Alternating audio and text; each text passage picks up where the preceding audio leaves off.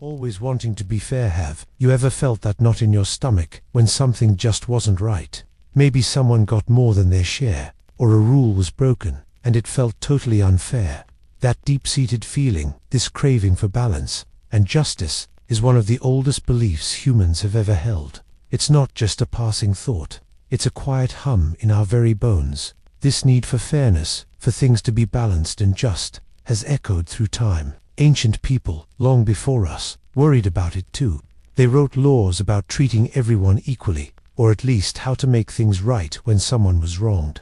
Think about the first agreements people made, the first rules for living in a group. They always came back to this idea. How do we make sure everyone gets a fair shake? It's a belief that has guided families, villages, and even huge empires, helping them decide what is right and what is wrong. Here's the thing.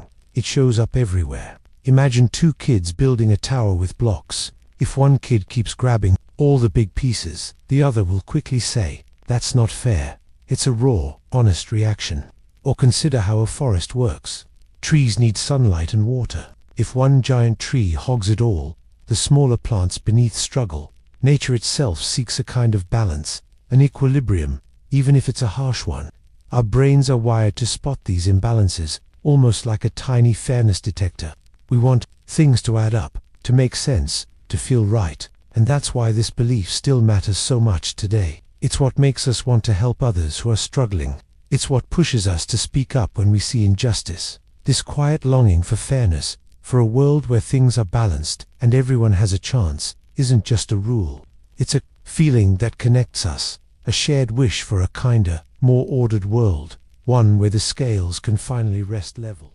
The comfort of community. Have you ever felt a quiet hum of belonging, like you're exactly where you're supposed to be, surrounded by people who just get it? Or maybe, on a difficult day, the simple presence of a friend felt like a warm blanket. Here's the thing. Humans are not really meant to be alone.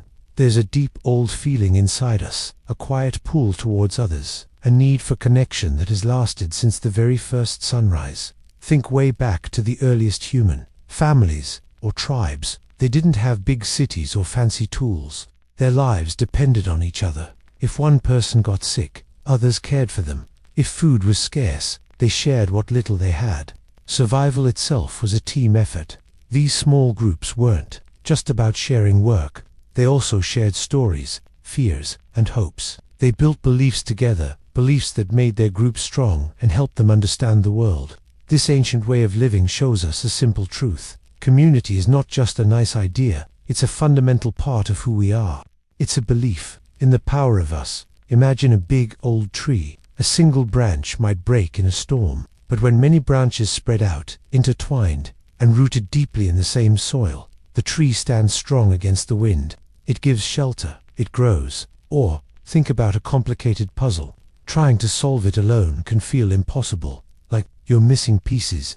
But when a few friends gather around, each seeing a different angle, sharing ideas, the picture starts to come together. That feeling of shared effort, shared understanding, it takes away the loneliness. It adds a kind of calm strength. And that's why it matters. For thousands of years, long before any empire rose or fell, this simple need for belonging, for a group to lean on, stayed with us. It's a quiet truth, woven into the very fabric of human experience. It reminds us that finding your people, finding your place in the world, gives a kind of deep peace. It's the comfort of knowing you are not alone on your journey, and that silent, powerful belief is as old as humanity itself. It's a reminder that even when everything else changes, the human heart still seeks to connect, to belong, to find that quiet, beautiful comfort in community. Stories that never end. Have you ever thought about why some ideas just stick around? Like a favorite song you can't stop humming, or a really good joke that everyone keeps telling. Some beliefs are like that. They've been passed down for thousands of years, long after the people who first thought them up were gone. Even after powerful empires rose and fell, these ideas kept going, finding new voices, new ways to be heard. Think about ancient myths, not just as fun tales, but as ways people tried to explain the world. Or simple proverbs, like treat others as you want to be treated. People said things like this thousands of years ago, in different languages, on different continents. But the core idea, the truth inside it, felt right then, and it still feels right now. Here's the thing, it's a bit like the idea of friendship. No matter where you live, or what year it is, being a good friend means loyalty, trust, and kindness. That belief in what makes a good friend, that story of how we connect, it never truly changes. Or think about the power of saying thank you. That belief in showing appreciation, it reaches across time. It just feels good to do, and good to receive. These enduring beliefs are like invisible threads. They connect us, person to person, generation to generation. They show that deep down, humans have always searched for meaning, for ways to live well, for comfort. The fact that these stories have survived, while so much else has turned to dust, tells us something important. It tells us what truly lasts. Not power or riches, but the simple, true ideas that speak to the human heart. It's like a quiet whisper from the past, reminding us of what still matters. The quiet hope for peace. Have you ever wondered about the quietest dreams people hold, even when the world feels loud and broken? For centuries, one belief has always flickered, the hope for peace. It's more than just stopping fights. It's about a deep, calming feeling of togetherness, a quiet understanding between people and nations. This hope is not loud or demanding. It's a gentle, persistent hum in the human heart. Think about it. From ancient stories to great empires, people have yearned for a time when weapons could be put down, when arguments settled with words. Philosophers in Greece spoke of Iron, a state of profound tranquility. Spiritual leaders across all lands taught about inner calm and kindness. This deep longing didn't fade with old rulers or crumbling walls. It survived every rise and fall. It's like a tiny, determined seed pushing up through cracked concrete, finding sunlight year after year, no matter how harsh the season. Here's the thing about this hope. It isn't always a huge movement or a signed treaty. Sometimes it's found in small moments. Imagine a busy school hallway, then finding a quiet corner where friends truly listen to each other. That pocket of calm, that connection, is a small piece of peace. Or consider the feeling after a loud thunderstorm passes, and the world settles into a sudden, deep quiet. It's the belief that even after a long, harsh winter, spring will always arrive, bringing new life and gentle renewal. The world can be stormy, but a part of us waits for the sun, believing in quieter, kinder beginnings. And that's why this quiet hope truly matters. It isn't about ignoring problems. Instead, it's about holding on to the idea that things can get better, that people can learn to live together with more empathy. It's the quiet power of simply believing in goodness, a shared whisper, across time, that we can build something gentler, more understanding, together. This steady, quiet hope, more than any mighty empire, truly endures. Why people still dream? Have you ever wondered why we keep dreaming, even when things get tough or change around us? It's not just about the pictures in our heads when we sleep. It's also about a deeper kind of dreaming. This is about the hopes, the wishes, and the visions we hold for a future that isn't here yet. It's a quiet fire inside us that whispers, what if? Think about the people who lived thousands of years ago. They looked up at the night sky and saw endless possibilities. They dreamed of reaching the stars, or building giant structures that touched the clouds. They carved stories into stone and wrote epic poems, all because they had a belief in something more, something beautiful, something lasting. This isn't just history, it's how we are built. It's a deep human need to imagine what could be. Here's the thing, this type of dreaming is like a map in our minds. Imagine you are learning to play a difficult song on an instrument, or trying to master a tricky move in sports. Before you even start, you have a feeling, a picture, of what it will be like when you finally get it right. You see yourself succeeding. That vision, that feeling, pulls you forward through all the practice and mistakes. It gives you a reason to keep trying, and that's why it matters. It's a belief in a path not yet walked. So, even when old ways crumble and new challenges rise, that deep human need to dream remains. It's the soft, steady light that helps us look past today's struggles toward tomorrow's possibilities. It's a powerful, quiet force that connects all of us, from the very first humans to you, right now. The strength in family ties. What is it about family that just seems to hold us together, even when everything else shifts? It's not just about sharing a name or a house. Here's the thing, family, in its deepest sense, is often our first story, our first teachers, our first safe harbor. It's where we learn the quiet language of belonging, the simple comfort of being truly known. For thousands of years, long before kingdoms rose and fell, family was the foundation of human life. Imagine early people facing vast unknown lands. They didn't have big armies or high walls. They had each other. Knowledge, skills, and survival wisdom were passed down not through books, but through stories told by a grandmother or a father teaching how to hunt. In these small, connected groups, family strength was essential for survival. It was a belief in shared burden and joy, a silent promise to protect one another. Think of a mighty tree. Its branches reach high, its leaves change with seasons, and sometimes storms might even break a limb. But what keeps that tree standing, firm against the fiercest winds, year after year? It's its roots, deep hidden roots connected to the earth, giving it life and a base. Family ties are a lot like those roots. They ground us, connect us to where we came from, and feed us with a quiet, powerful strength.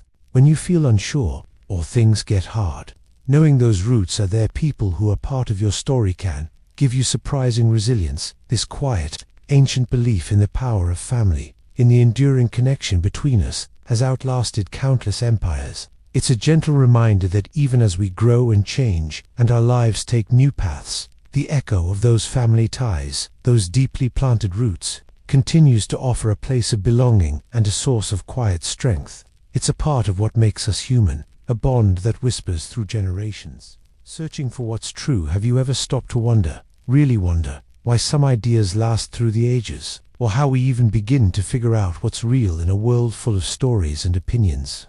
This deep need to know, to truly understand, is like a quiet hum inside us all. It's a journey, not just for facts, but for a deeper sense of why things are the way they are. For thousands of years, people have looked up at the stars, gazed into swirling rivers, and watched how other humans behave. They weren't just curious, they were searching for patterns, for meanings, for something solid they could hold on to.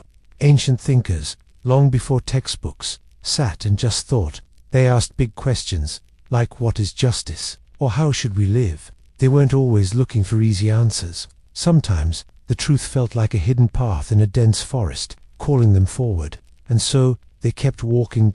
Think about it in your own life. When a friend suddenly seems quiet or upset, you try to understand, right? You watch their face, listen to their tone, remember past conversations. You piece together clues. You're not just looking for a simple answer, like they're sad. You're searching for the deeper truth of their feelings, trying to see the world from their side. This small act, this trying to really see and feel what's real for someone else, is a kind of truth-seeking. And that's the thing. The search for what's true isn't always about big scientific discoveries or complicated philosophies. It's often about listening closely, observing keenly, and being brave enough to ask why. It's a gentle light inside us that keeps us reaching, keeps us learning, keeps us becoming more ourselves. It's a journey we all share, connecting us to every human who has ever wondered. The call to help others, have you ever felt it? That quiet tug inside, the one that makes you want to reach out when you see someone struggling. It's not a loud command, more like a gentle whisper, deep in our bones. This feeling, this call to help others, is one of those beliefs that has traveled through time, surviving every empire and every change. Think about it. Long, long ago, people lived in groups. They knew that if one person was hurt or hungry, the whole group was weaker, so they helped each other. This wasn't just a smart plan. It was a feeling, a deep understanding that we are all in this together.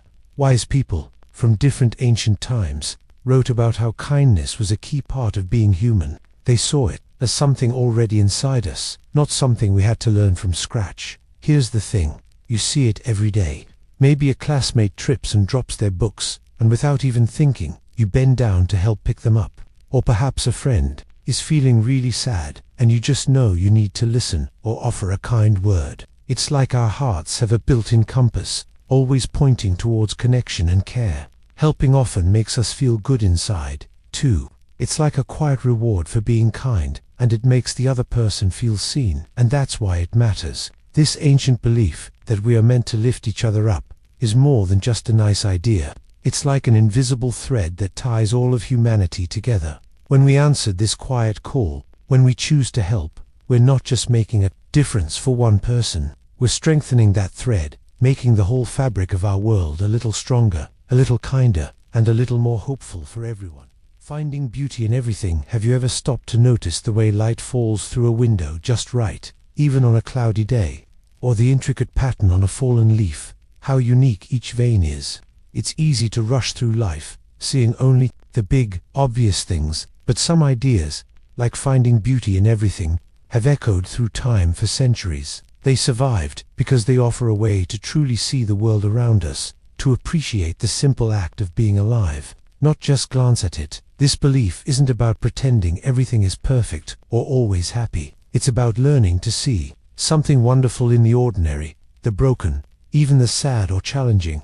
Think about the ancient Greek philosophers. They often spoke of harmony and balance, not just in music or art, but in the natural world and even within ourselves. They believed there was a universal order, and finding beauty was about connecting with that deep, simple rhythm. Later, in Japan, there was a philosophy called wabi-sabi. This idea celebrates imperfection, the temporary nature of things, and the quiet beauty of wear and tear. A chipped tea ball, for example, isn't seen as ruined, but as having a unique story, showing the beauty of age and use. Here's the thing, our brains are amazing at filtering information. We often look for what's good or bad instantly, or what's useful. But if you gently train your mind, it can start to pick out tiny sparks of beauty everywhere, even where you least expect them. Consider a complicated math problem. At first, it might look like a messy jumble of numbers and symbols, but as you work through it, and the different parts click into place, there's a quiet satisfaction that builds, a kind of elegant logic in the solution itself that can feel surprisingly beautiful. Or think about a rainy day. Instead of just seeing gray skies, you might notice the way the raindrops cling to a spiderweb, making it sparkle like hundreds of tiny diamonds. That's finding beauty in something many people might call gloomy or inconvenient. So, this belief that beauty is truly everywhere isn't about being overly positive or ignoring problems. It's about a deeper, more open way of looking at the world. It's about opening your eyes to the small miracles that surround us, even in the most everyday moments. It's a quiet strength, helping you appreciate the world and life itself, one tiny, unexpected flash of beauty at a time. It's a powerful way to feel more connected to everything around you. The power of a promise. Have you ever really thought about a promise? It's more than just words you say. It's like drawing a line in time, a line that stretches into the future. A promise is a quiet agreement, a whisper of trust. It means something will happen, or that someone will do something, even when it's hard. It's a bridge built on belief. For thousands of years, promises were the threads that held societies together. Before written laws or big governments, a person's word was everything. Chiefs promised peace between tribes. Traders promised goods across deserts. Kings made solemn vows. These weren't just ideas, they were binding forces. Breaking a promise could lead to disaster, loss of trust, lost trade, even war. People believed some promises, especially sacred ones, were watched over by higher powers. And that's why it matters. Think about promising a friend you'd help them with a school project. You didn't sign anything, but there was an invisible bond. Your friend trusted you, relied on you. When you showed up, when you did what you said, something stronger happened. A connection grew. That's the power. It's like a tiny, unseen bridge between you and another person, or between today and tomorrow. This can help you understand how important a promise really is. A promise isn't only about what you do, it's about who you are. It's about integrity, that deep feeling of being true to yourself. When you keep a promise, even a small one, you're building your character. You're showing the world and yourself that your word has weight. This quiet strength, this belief in promises, has helped people survive and thrive as empires rose and fell, time and time again. It's a simple truth, but it holds so much together. Not giving up. Have you ever felt that quiet urge inside you, the one that whispers, just one more try, even when everything feels like it's falling apart? It's a feeling as old as time itself, a deep, persistent rhythm within the human spirit. This isn't just about being stubborn or refusing to quit. It goes much deeper. It's about a steady, enduring fire within us, a belief that some things are worth the struggle, worth the waiting, worth building again, even after they're broken.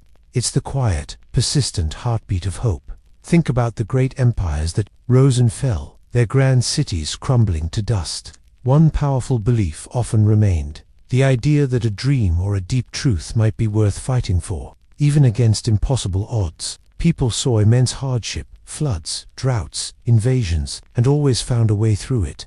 They learned that real strength isn't just in power, but in enduring. It's in choosing to keep going, even when the path is dark. Imagine a tiny, determined seed pushing up through hard concrete. It doesn't have a voice or a brain, but something deep inside tells it to reach for the light, to crack the seemingly impossible barrier. It just keeps growing, little by little, day by day, until it finds its way. Or, think about a scientist. In a lab, they might try hundreds of experiments that fail, over and over, but they don't give up on the core idea that a solution exists. They keep adjusting, keep trying, because the belief in that solution is stronger than any number of failures. And that's the quiet wisdom of not giving up, ever. It's not just about winning or reaching the finish line. It's more about the journey, about the surprising growth that happens inside you when you face a challenge and choose, gently but firmly, to keep moving forward. It's about understanding that some of the oldest, most powerful beliefs in our world survived because someone, somewhere, didn't give up on them. It's a gentle reminder that our own inner spirit holds that same enduring strength, ready to rise again. Believing in what's right, believing in what's right. Have you ever felt it deep down? That quiet voice inside you, a deep knowing that tells you what's fair, what's good, what's simply right. This isn't just about following rules or doing what you're told. It's about a core belief. It's an inner compass that points to what is truly just and good. It's a conviction that some things are universally right for everyone, no matter the situation. For thousands of years, long before big cities or written laws, people grappled with this idea. Ancient thinkers, like the Greek philosopher Plato, wondered if rightness was a perfect, timeless idea, something we all instinctively recognized. And in ancient China, Confucius taught about basic virtues, like kindness, honesty, and respect, that weren't just rules from a ruler, but principles that felt right deep in the heart. These beliefs strengthened communities and stood the test of time. Here's an example that might feel familiar. Imagine you see a classmate struggling. Maybe they're getting picked on for something small. Your gut might clench, and you just know it's not okay, even if no teacher is around. Or maybe you're playing a game, and someone cheats. Even if they win, it just feels wrong, right? That feeling is your belief in what's right, speaking up. It's like a built-in sensor for fairness, an internal nudge towards justice, no matter what others say or what seems easiest. And this quiet, persistent belief in what's right has done powerful things. It has inspired countless acts of kindness, challenged unfairness, and pushed for change, even when standing up was hard and dangerous. Empires might rise and fall, laws might change, but this deep human sense of what is good and just, this internal drive to do what feels right, keeps on guiding us. It's a gentle, enduring force, woven into our very being, trying to make the world a little bit kinder, one small choice, one day at a time. The wisdom of old ways. Have you ever wondered if the newest thing is always the best, or if old ideas hold the deepest secrets? For thousands of years, people lived very differently. They didn't have fast cars or phones. Instead, they had a deep connection to the world. The wisdom of old ways isn't about being stuck in the past. It's about quiet, powerful truths ancient humans understood about life, nature, and what it means to be truly alive. These beliefs whisper across time, showing paths to peace that don't need gadgets, don't think about nature's rhythms. Ancient people watched the sun, seasons, and moon. They knew everything has a cycle, a time to begin, a time to rest. They lived closer to the earth, learning its gentle lessons. Their knowledge wasn't always written. It was woven into stories, sung in songs, passed down around fires. This taught them patience, resilience, and the value of community, taking care of each other. It's like tending a garden. You can't rush a seed to grow into a tall plant. You give it time, water, and sunlight. If you force it, it won't thrive. Many old ways are like that. They teach us that some things take time. Rushing often causes problems. It's about respecting the natural pace of things. This applies to learning a skill, healing, or building friendship. This patience, this understanding of natural timing, is a quiet power passed down from long ago. So when we look at these old beliefs, it's more than history. It's a gentle invitation, an invitation to slow down, to listen to the world's whispers, to remember that true richness comes from simple, timeless truths. These truths connect us deeply to ourselves, to each other, and to the living world around us. It's a way to find a calm center, no matter how fast life spins, how love keeps going. Have you ever stopped to wonder why love, in its many forms, feels so endless? Not just crushes, but the deep warmth for family, the tight bond with friends, even the quiet understanding we share with a pet or a favorite place. How does something so personal also seem so universal, so old? Here's the thing, love isn't just a feeling, it's a fundamental human need. Think of it like a river. A river flows on, always moving, always finding a way around obstacles. Sometimes it's a rushing current, sometimes a calm stream, but it keeps going. Love is like that. It's the invisible thread connecting us, holding communities together, inspiring acts of kindness across history. People have been writing about love, singing about love, and fighting for love for thousands of years. From ancient stories carved in stone to the plays Shakespeare wrote, love is a constant. It's in every culture, every time period. Even when empires fell and new ways of life began, the human heart's need to connect, to care deeply, never faded. It's a belief that simply refuses to disappear. Think about a favorite lullaby or a cherished family recipe. The person who first sang that song or cooked that dish might be long gone, but the love woven into it, the comfort it brings, that carries on. It's passed down from generation to generation, not as a command, but as a gift, a shared memory. The song changes a little, maybe, or the recipe gets a new twist, but the core feeling, the essence of care, remains. And that's why love keeps going. It's not static. It adapts, it shifts, it grows. It reminds us that even when things change around us, the deepest parts of what makes us human, our ability to connect, to care, to share those feelings, endure. Love is a quiet, powerful force, always there, always pushing us toward kindness and connection, making us feel part of something ancient and beautiful. The mystery of the stars. Have you ever stood outside on a clear night, far from city lights, and just stared up at the countless stars? That quiet wonder, how small we feel, and how vast the universe seems. For thousands of years, humans looked up at that same sky. They saw patterns, like pictures drawn in light. These patterns, constellations, were more than just lights. To ancient people, they were stories. Think about it. Imagine a world without streetlights or TV. The night sky was the biggest show. People in ancient Egypt, Greece, China, all watched those stars. They believed the stars could tell them things, maybe about the future, or their gods, or changing seasons for planting.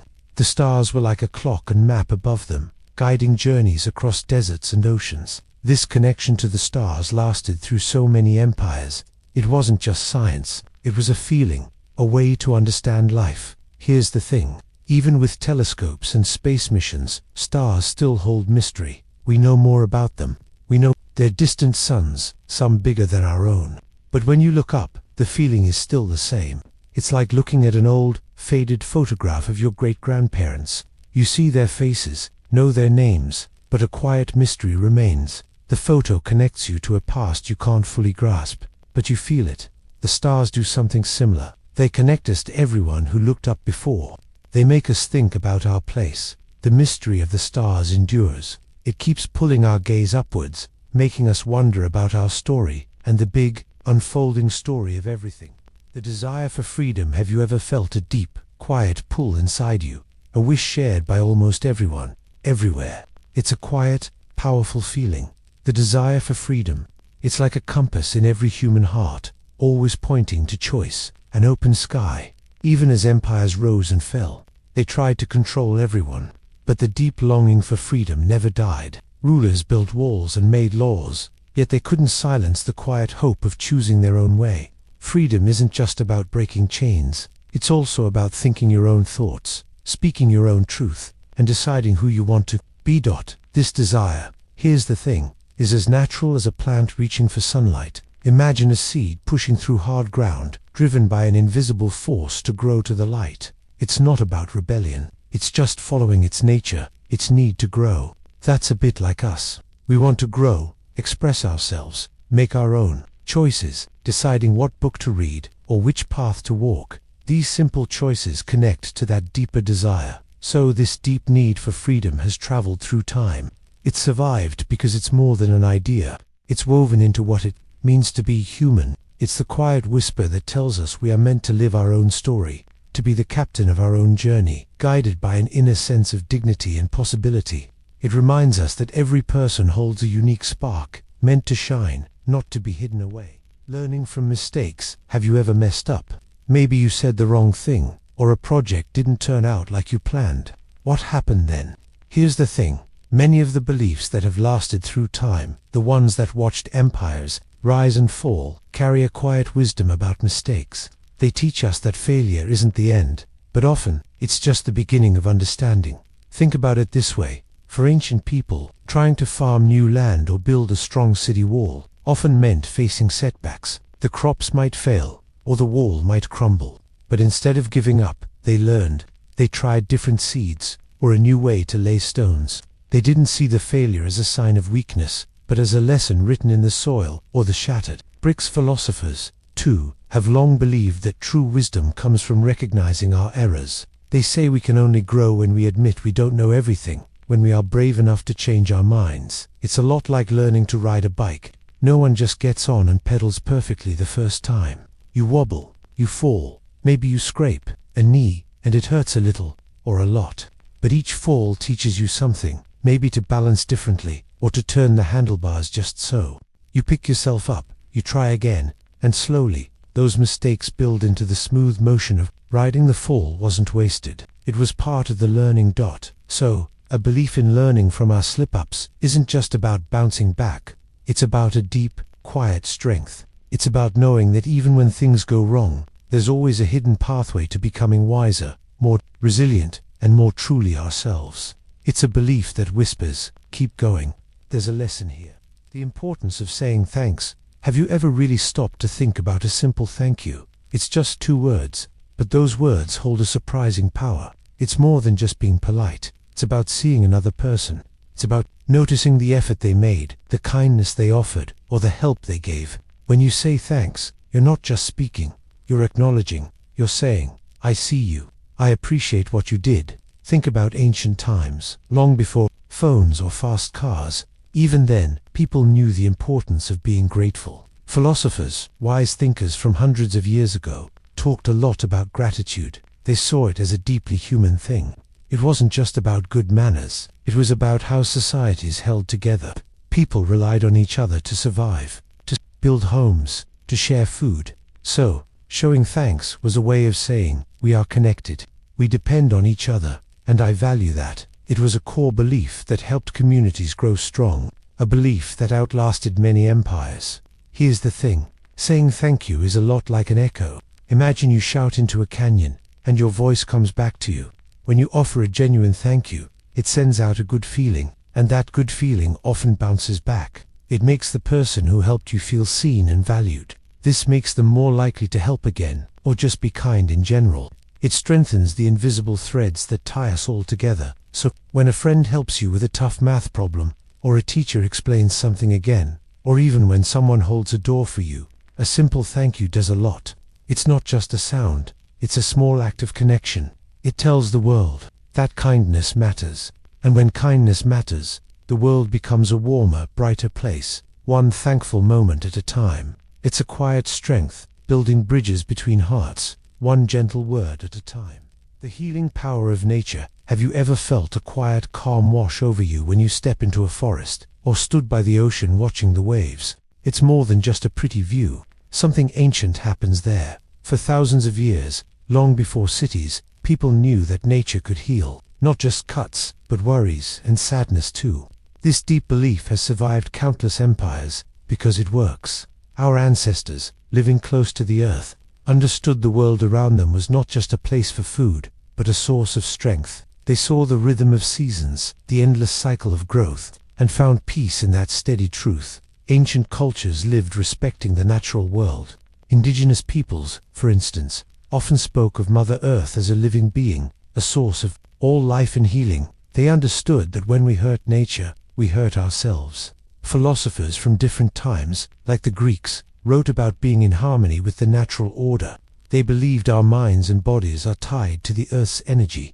And true, Well-being comes from balance. Think about feeling stressed or overwhelmed by school. Does sitting with a screen always make it better? Often not. But if you walk outside, even just around the block, breathing fresh air, noticing trees, or hearing a bird, you often feel a little lighter. It's like nature gently reminds your brain to slow down and breathe. Studies show that spending time in nature can lower your heart rate, reduce stress, and boost your mood. It's a real, measurable effect. Your body knows it belongs there. Here's the thing. Nature isn't just outside us. We are part of it. When we connect with a calm forest or a wide open sky, we're not just seeing beauty, we're remembering a part of ourselves. It's a quiet reminder that even when things feel chaotic, there's always a gentle, enduring power waiting to help us find our way back to peace. This belief has lasted because it's written in our bones. The rhythm of the seasons. Have you ever thought about how the world always seems to turn?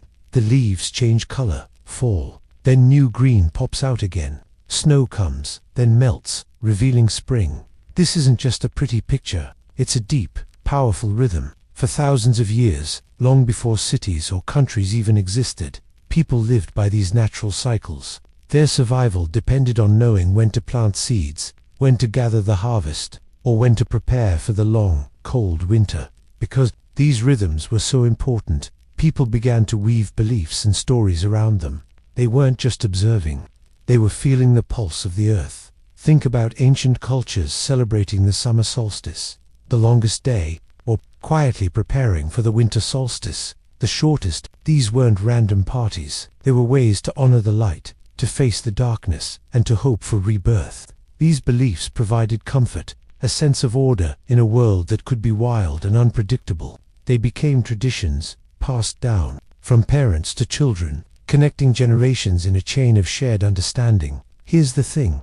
Empires rose and fell. Great armies marched. Cities were built and crumbled. But the sun still rose and set. The seasons still turned. And so, the beliefs tied to these unchanging cycles, the ones that whispered of planting and growth and rest, they survived. They stuck around because they were tied to something bigger than any human kingdom, the very breath of our planet. Think about your own life. Maybe a favorite sport or a hobby. You have a season for it, right? Maybe soccer in the fall, or swimming in the summer. There's a time for practice, a time for games, a time for rest before it all starts again. It's a small echo of that much larger rhythm, and that's why these deep, seasonal beliefs matter. They remind us that even when everything feels uncertain, there's a constant, ancient beat to life. They teach us that endings are always part of new beginnings, and that there's wisdom in knowing when to push forward and when to simply rest and wait for the light.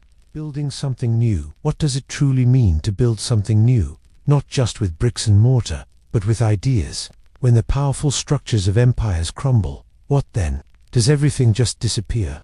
No, it's here, in these quiet spaces between the falling walls, that we see a profound strength emerge. People don't just vanish. No, they gather the pieces of what was, the beliefs that truly mattered, and slowly, bravely, they begin again. Think about it like this. When a great forest burns down, it looks like complete destruction. But beneath the ash, seeds lie waiting, and from those seeds, new life, slowly, quietly, begins to grow. It's not the exact same forest, but it carries the memory, the very essence, of what came before. And often, it's even stronger in some ways, adapted to new conditions. This is how beliefs work too. When empires fall, the ideas that helped people survive, to find meaning, to connect with each other, those deep, ancient truths, they don't always die. Consider the idea of justice. For thousands of years, people have tried to figure out what is fair and right. Different empires had different laws, different ways of ruling, but the core belief that people deserve respect, that wrongdoers should be held accountable, that deep human idea never fully faded. Even when one system collapsed, people didn't stop believing in fairness. Instead, they took that ancient seed of justice and planted it in new ground, building new laws, new ways of living, always striving to make things a little better. It's like when you're building a new project for school. You don't start from nothing. You remember what worked in old projects, what your teachers taught you, what you learned from your mistakes. You take those pieces, those experiences, those old beliefs about how to create something good, and you carefully weave them into your new work. You are building something new, yes, but it is deeply connected to everything that came before. A quiet act of careful creation. So, building something new isn't about forgetting or erasing. It's a quiet, hopeful act of remembering, of selecting, and of patiently shaping what remains into a foundation for tomorrow. It's about understanding that even in great loss, there's always a chance for a brave, new beginning, powered by beliefs that simply refuse to fade. Sharing a meal together. Have you ever really thought about what happens when we gather to share food? It seems so simple, doesn't it? Just eating. But it's actually one of the oldest and deepest human beliefs, something that has stayed with us through all of history. When people sit down together, a quiet magic happens. It's more than just filling our stomachs. It's about trust. When you eat with someone, you're in a moment where you are open and you're showing them you feel safe. This act, this sharing of food, has been a foundation of communities for thousands of years. Imagine ancient chiefs or kings trying to make peace after a long war. They didn't just sign papers. They would often share a grand meal. They would eat from the same table, drink from the same cup.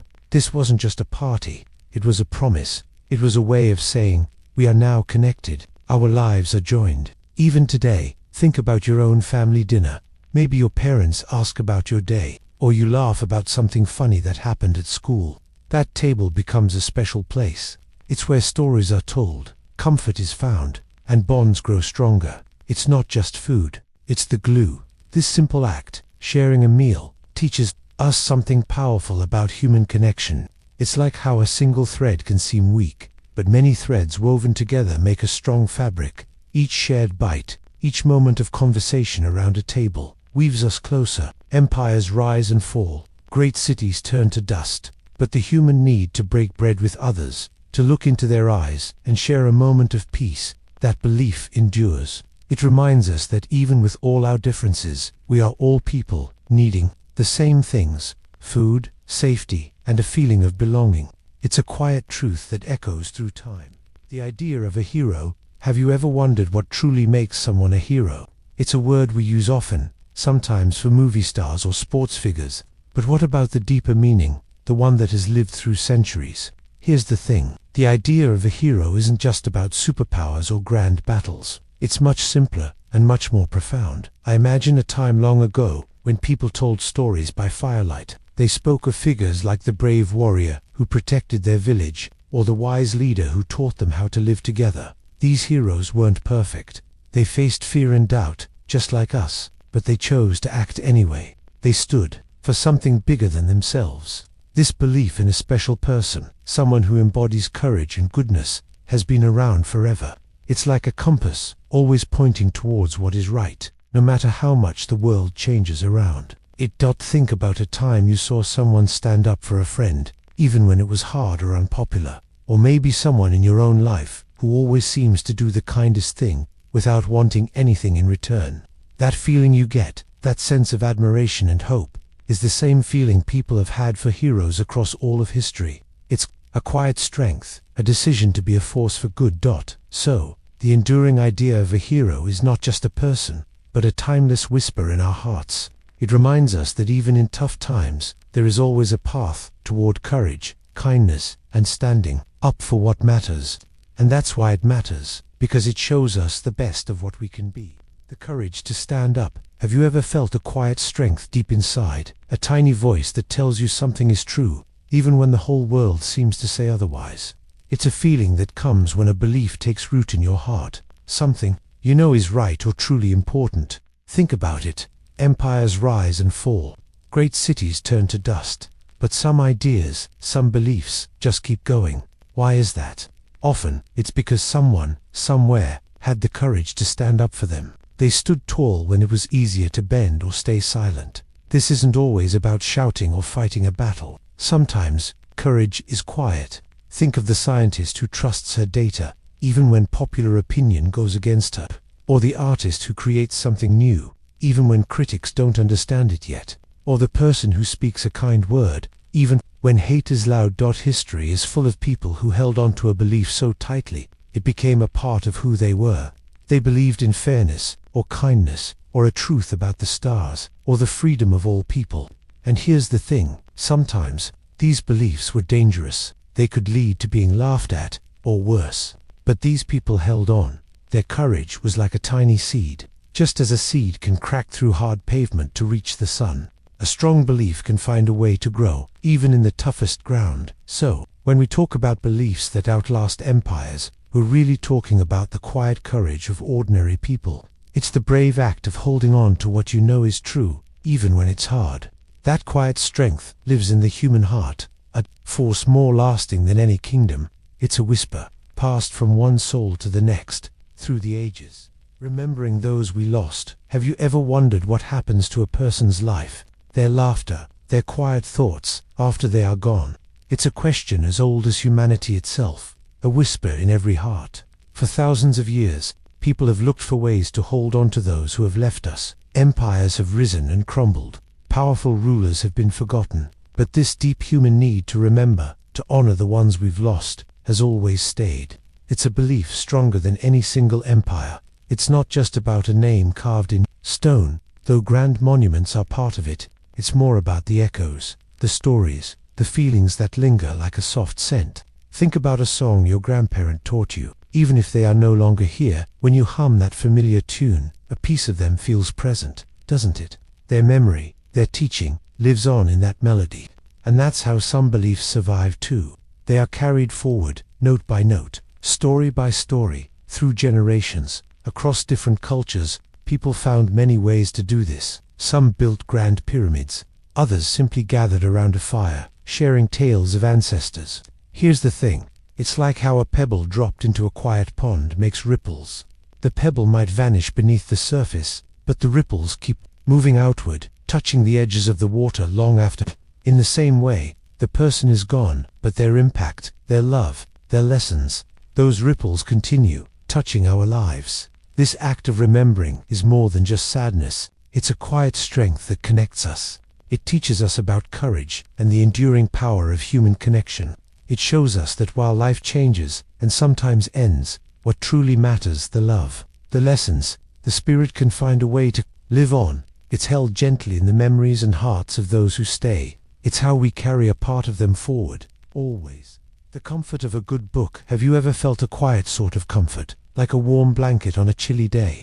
Sometimes, that feeling comes from something unexpected. A book, just holding one, feeling its weight in your hands, can feel like you're holding a secret, a quiet friend. Here's the thing. Books aren't just paper and ink. They are vessels, carrying thoughts and feelings from one mind to another, across huge stretches of time. Imagine, for a moment, a belief. Maybe it's a simple idea about kindness, or a complex thought about the stars. For thousands of years, people have tried to hold on to these ideas. They've written them down.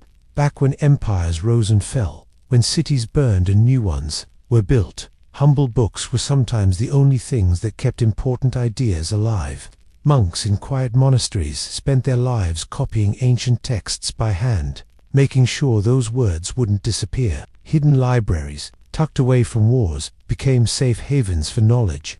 And that's why it matters. The beliefs inside those books kept breathing, even when everything else around them crumbled. Think of it like this. Your brain is always trying to make sense of the world, like a scientist trying to solve a puzzle. Sometimes you feel confused or alone with a big question.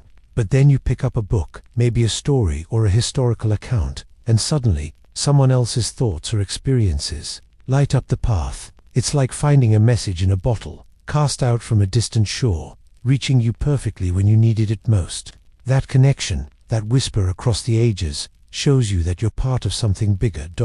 So, when you hold a book, remember what it really is. It's a quiet miracle. It's a direct line to minds that lived centuries ago, sharing their beliefs, their wisdom, and their very human comforts. These simple paper friends remind us that some truths, some feelings, some ideas are so strong, so essential, they simply refuse to fade away.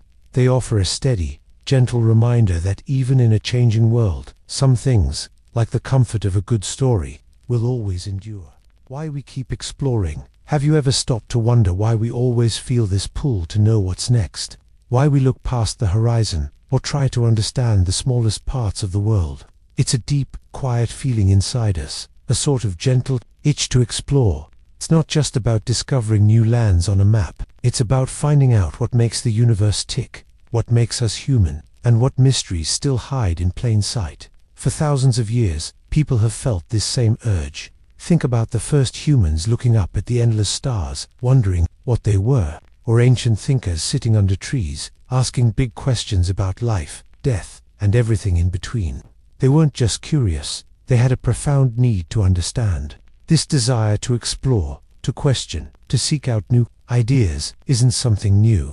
It's part of our very fabric. It's what pushed us to cross oceans, invent powerful telescopes, and even try to figure out how our own brains work. Here's the thing, you do this every day, without even thinking about it. Maybe you pick up a new book because the cover makes you curious, wanting to see what story waits inside. Or you try to solve a tricky puzzle, feeling that intense need to find the missing piece. That feeling, that little spark that makes you keep trying, that makes you want to turn the page, or fit the last puzzle piece into place. That's exploration.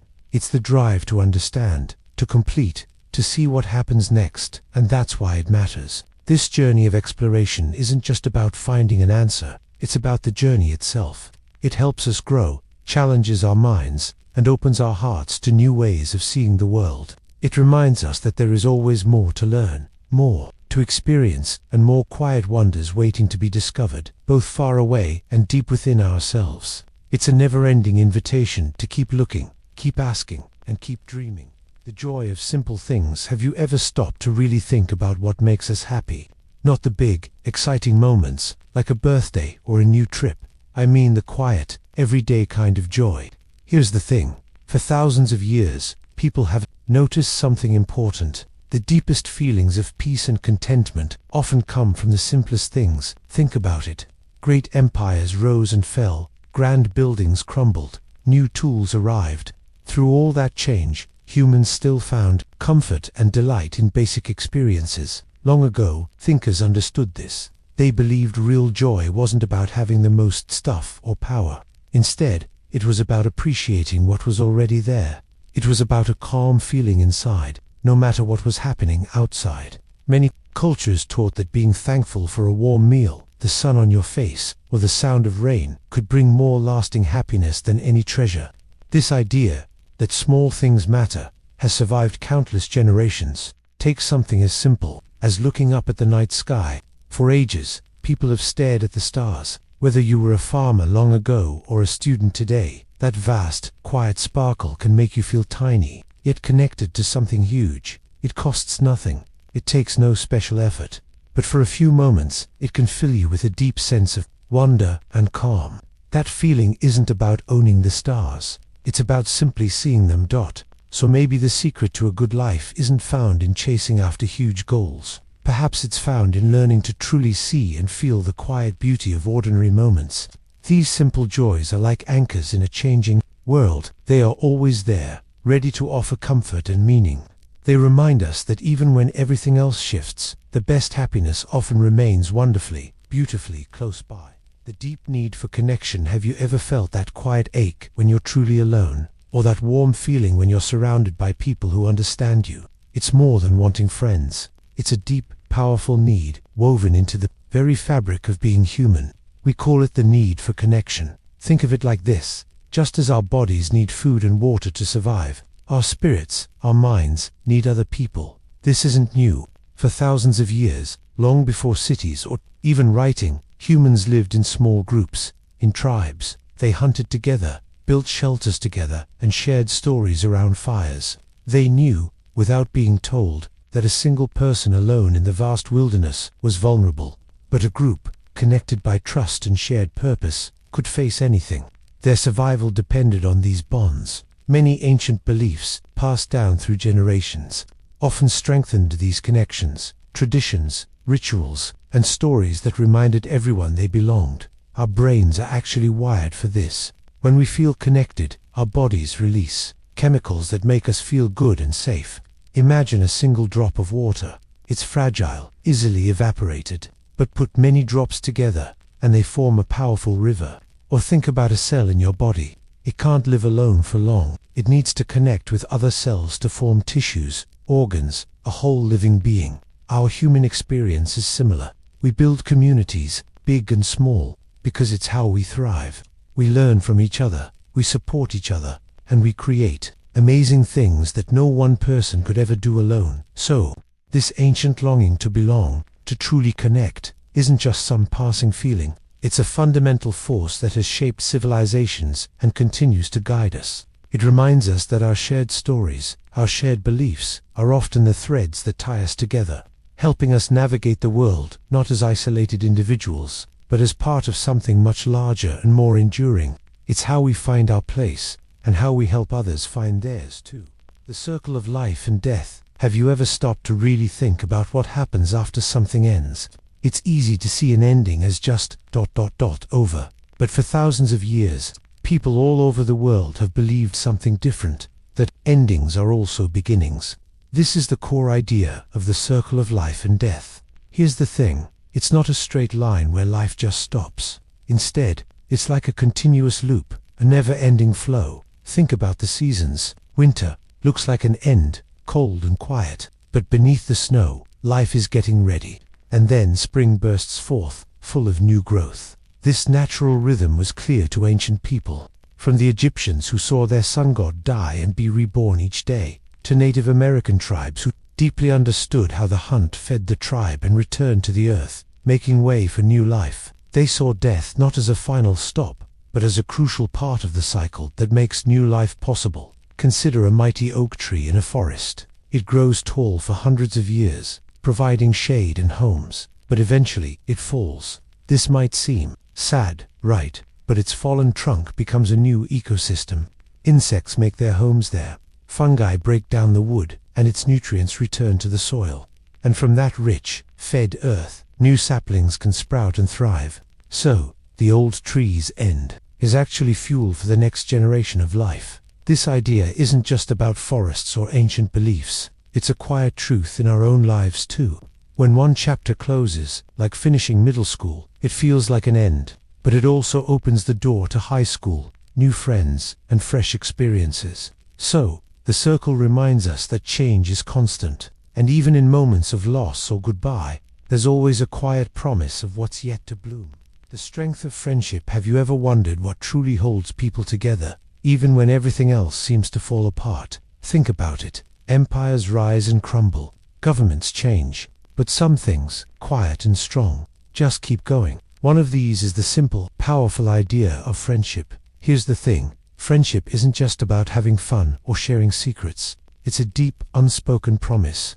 It's a belief that another person cares about you and you care about them. This isn't a new idea. Back in ancient Greece, thinkers like Aristotle wrote a lot about friendship. He said it was one of the highest forms of human connection, essential for a good life. Throughout history, from the oldest tribes to the largest cities, people have always found strength in their bonds with friends. It was how they survived tough times, built communities, and shared happiness. Consider something like a sturdy rope. One single thread is easy to break, but when countless threads are twisted together, they form something incredibly strong.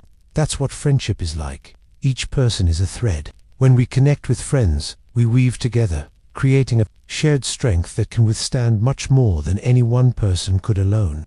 This can help you when you're feeling lonely or facing a big challenge at school. Knowing you have someone to talk to, someone who listens, someone who believes in you, that's a real anchor.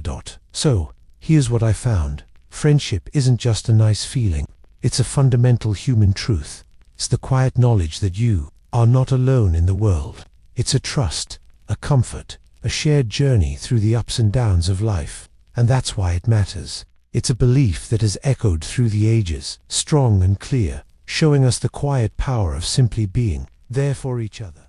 Wanting justice for all. Do you ever feel a quiet ache when something just isn't fair? Maybe you saw someone blamed for something they didn't do, or someone else took credit for your hard work. That tight, uncomfortable feeling, that's the spark of a belief ancient as humanity, the deep longing for justice. This isn't just about rules or punishment. It's a profound desire for balance, for things to be set right when they've gone wrong, like old scales. When one side drops, justice tries to lift it back, to find that steady balance. Thousands of years ago, people wrote laws like Hammurabi's Code. Its core was about making society fair, understanding right and wrong. Later empires built on this, not just for control, but for predictability, for the feeling that honorable acts meant honorable treatment. Here's the thing. This yearning for justice isn't just for big trials or history books. It lives in our daily lives. Imagine a group project at school. Everyone does their part, but one person does nothing, gets the same grade. The feeling isn't anger, it's quiet frustration. Effort didn't match reward. You want that balance restored. You want it to feel fair. This belief, this gentle pull toward fairness, builds stronger communities. It helps us trust. When wrongs can be righted and people are accountable, we breathe easier. It's a hope for a world where honesty is valued. A quiet, powerful whisper. We all deserve dignity, and no one is above what is right. A dream of a balanced world, guided by empathy. The magic of a story shared. Have you ever stopped to think about what happens when you tell someone a story? It's more than just words leaving your mouth and reaching their ears. When we share a belief, or a piece of wisdom, something special happens. It's like magic, but it's very real. Here's the thing. An idea by itself can be fragile. It lives in one mind. But when you tell that idea to another person, you give it wings. You make it bigger. Think about people long ago, sitting around a fire at night. They didn't have books or the internet. They told stories. They shared what they believed about the stars, or how to hunt, or why the river flowed. And that's how these ideas survived. They were whispered from parent to child, from elder to young one, through generations. Each time a story was told, it became a bit stronger, a bit more real. It wasn't just knowledge. It was a shared bond. It's a bit like when you hear a really good song. Maybe you hear it, and you love it, but then you share it with your friends. You show it to your family. Suddenly, it's not just your favorite song anymore. It becomes our song for a little while. You might sing it together, or remember where you were when you first heard it. The song itself didn't change, but the sharing of it changed everything. It built a connection. It created a shared memory, a tiny piece of shared culture. So, when we pass along a belief, a value, or a powerful story, we're not just moving information. We're creating echoes. We're weaving together the threads of human experience. It's how beliefs grow deep roots, pushing through time and change. It's how we remember we're all connected, part of a much larger, ongoing story. And that's a beautiful kind of magic, isn't it? The importance of listening. Have you ever truly listened? Not just heard words, but felt their weight, their hidden meanings. Listening is more than just sound waves hitting your ears. It's a quiet turning of your mind towards another's thoughts, another's story. It means opening your spirit to what isn't spoken, too. It's like waiting for a star to appear. You have to be patient and very still. Think about old stories, the ancient teachings passed down from grandparents to grandchildren. Before books were common, people relied on listening.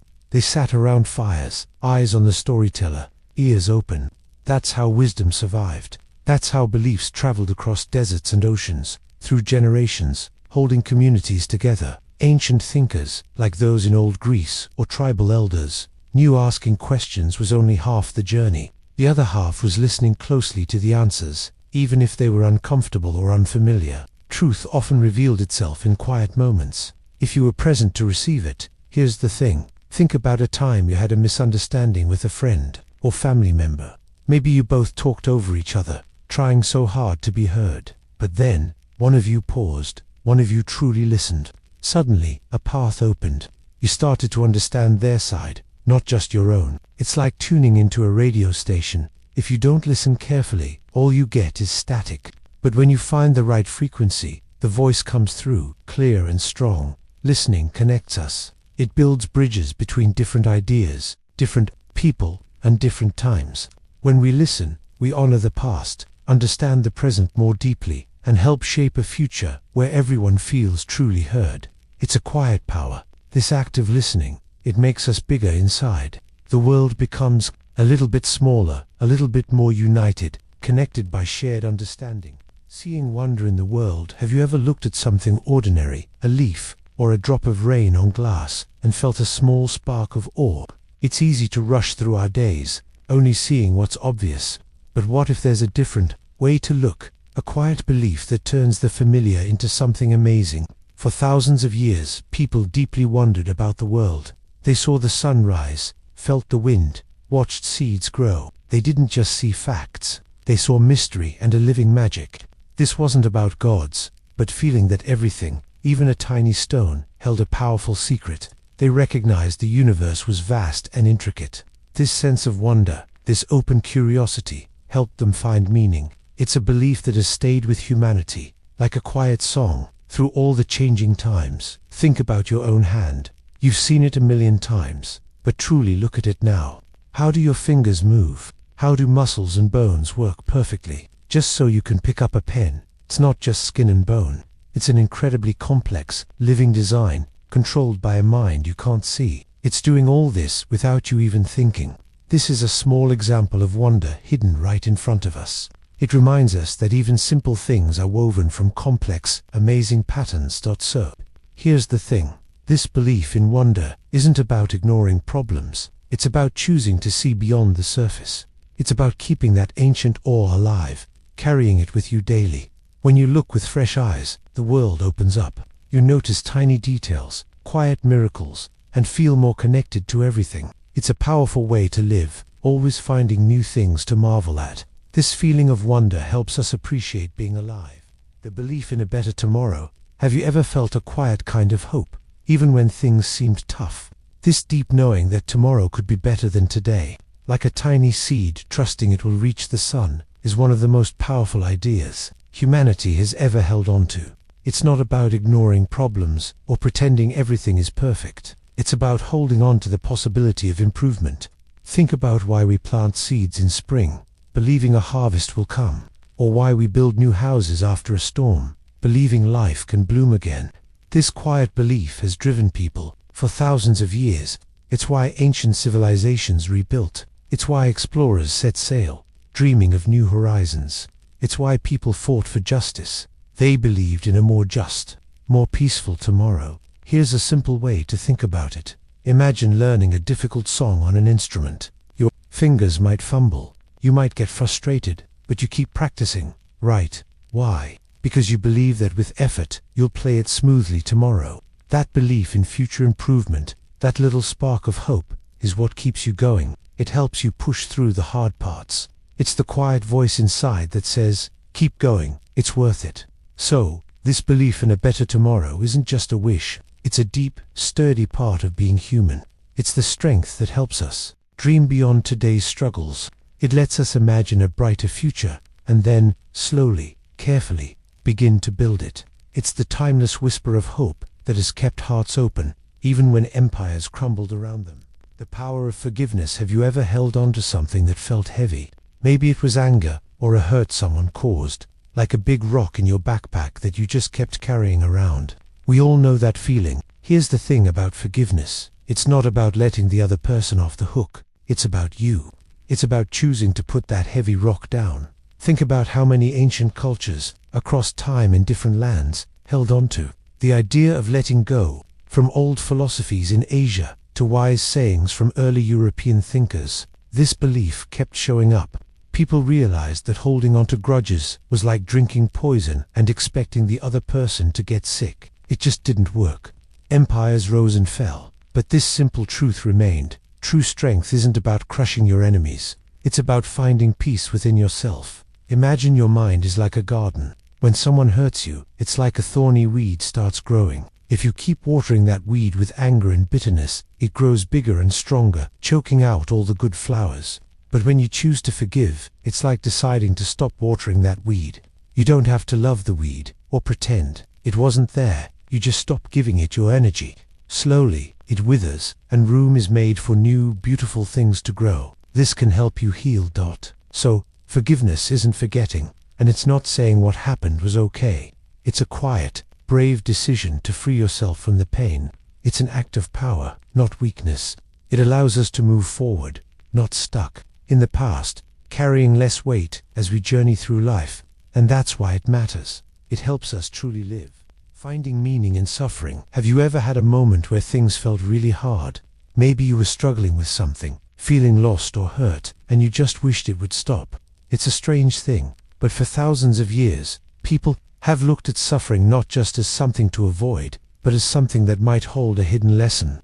They searched for meaning in the pain, believing it could shape them. even make them stronger. Think about ancient wise people, or just anyone who's lived a long life. They often spoke about how challenges, even heartbreaking ones, can reveal what really matters. This idea isn't new. It's a belief that has echoed through time, across different cultures and empires. It's about finding purpose when things are tough, making sense of the messy parts of life. Here's an example.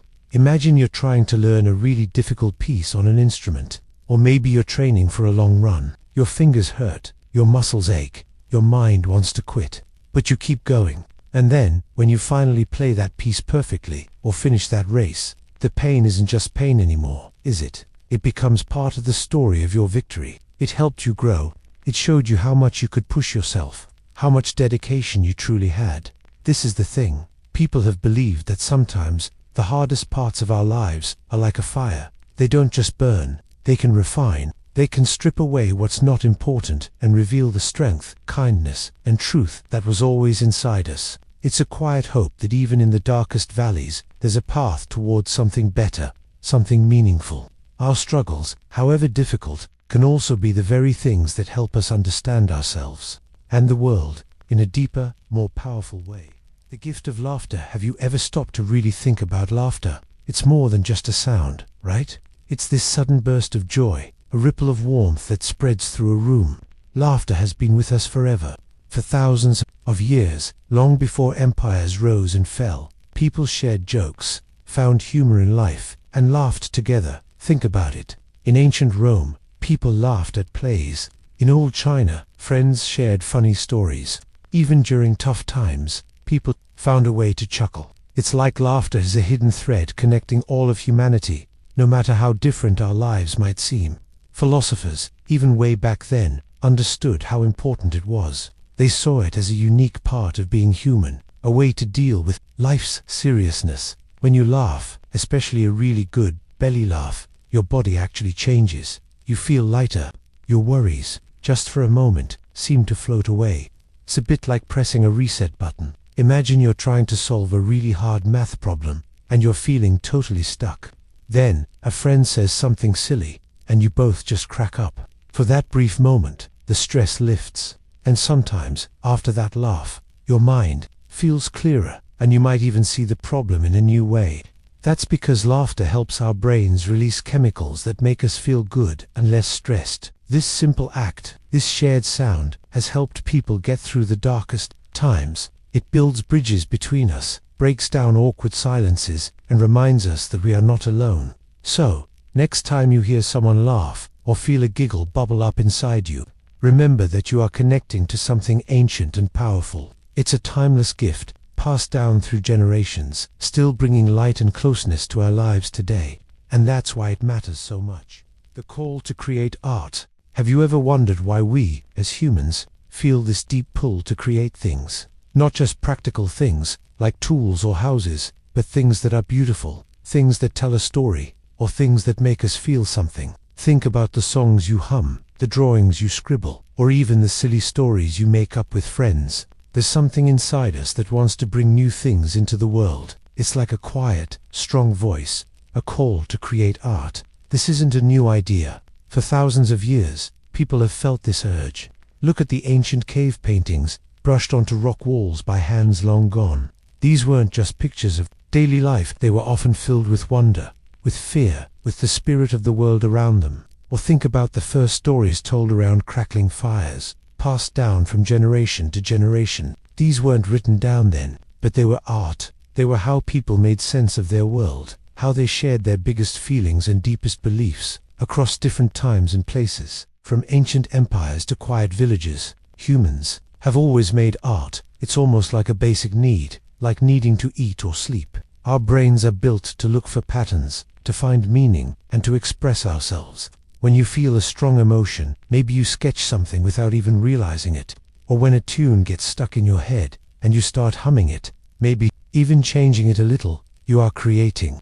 It's your inner world trying to connect with the outside world, to share a piece of itself. It's like when a scientist builds a model to understand how something works. They are creating something new to show a complex idea. So this call to create isn't about being famous or making a masterpiece for a museum. It's about a fundamental human desire to express, to connect, and to leave a mark. It's a way of saying, I was here, I felt this, I saw this beauty, and it's a belief that has truly outlasted empires, because it lives inside each one of us. Honoring our ancestors. What if every single step you took today was, in some way, guided by footsteps taken long ago? It's a deep thought, isn't it? This idea of honoring our ancestors isn't just about old photos or dusty family trees. It's a belief woven into the very fabric of human history, a quiet hum beneath the noisy surface of our modern world. It's about recognizing the unseen threads that connect us to those who came before. Across nearly every culture and time, people have felt this pull, from ancient carvings on cave walls to the grand pyramids built thousands of years ago. Two simple stories told around a fire. There's always been a special respect for the people who shaped the path. This belief isn't about worshipping the dead. Here's the thing, it's about gratitude for the knowledge they passed down, the struggles they endured so we could have what we have now. They laid the groundwork for our languages, our laws, our very ways of seeing the world. They faced challenges, learned lessons, and passed on skills, sometimes without even knowing it. Think of it like this. Your own body carries tiny instructions, DNA from every generation before you. You literally carry pieces of your great-great-grandparents within you. It's a scientific way of seeing the invisible connection. This belief in honoring them is kind of like acknowledging that invisible DNA. It's a way of saying, thank you for the foundation. It's a quiet nod to the sacrifices and dreams that allowed your life to unfold. So, when we consider this belief, we're not just looking backward. We're looking at ourselves today as part of a continuing story. Every choice they made, every harvests they brought in, every obstacle they overcame, echoes into our present. This might work for you. Just take a moment to feel that connection. It reminds us that we are not alone in time, but part of something much, much larger and older than ourselves. It gives our own lives a deeper meaning, knowing we stand on the shoulders of giants, carrying their legacy into tomorrow. The idea of human dignity. Why do we believe every person deserves respect? It's a question that echoes through time. At its heart lies a powerful idea, human dignity.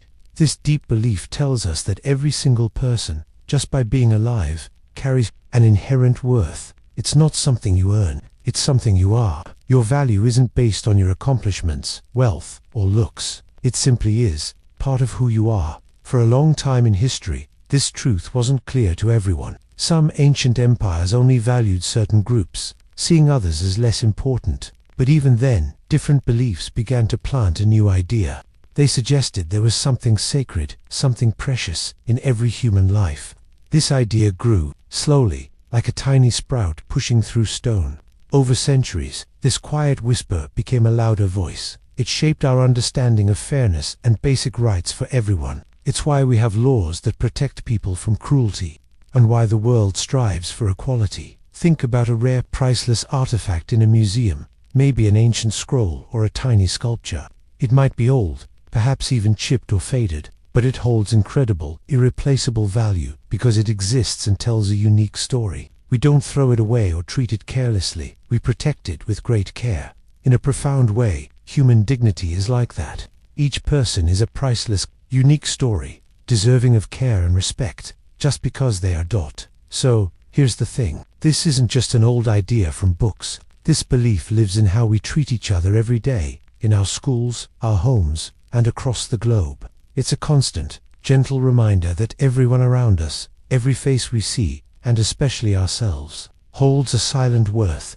It's a quiet understanding that we are all connected by this shared, simple, profound truth. Every life truly matters, and that's a powerful, comforting thought to carry with you, always.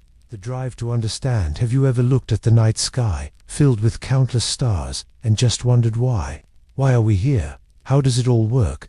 That quiet, persistent question, that feeling, is a deep part of being human.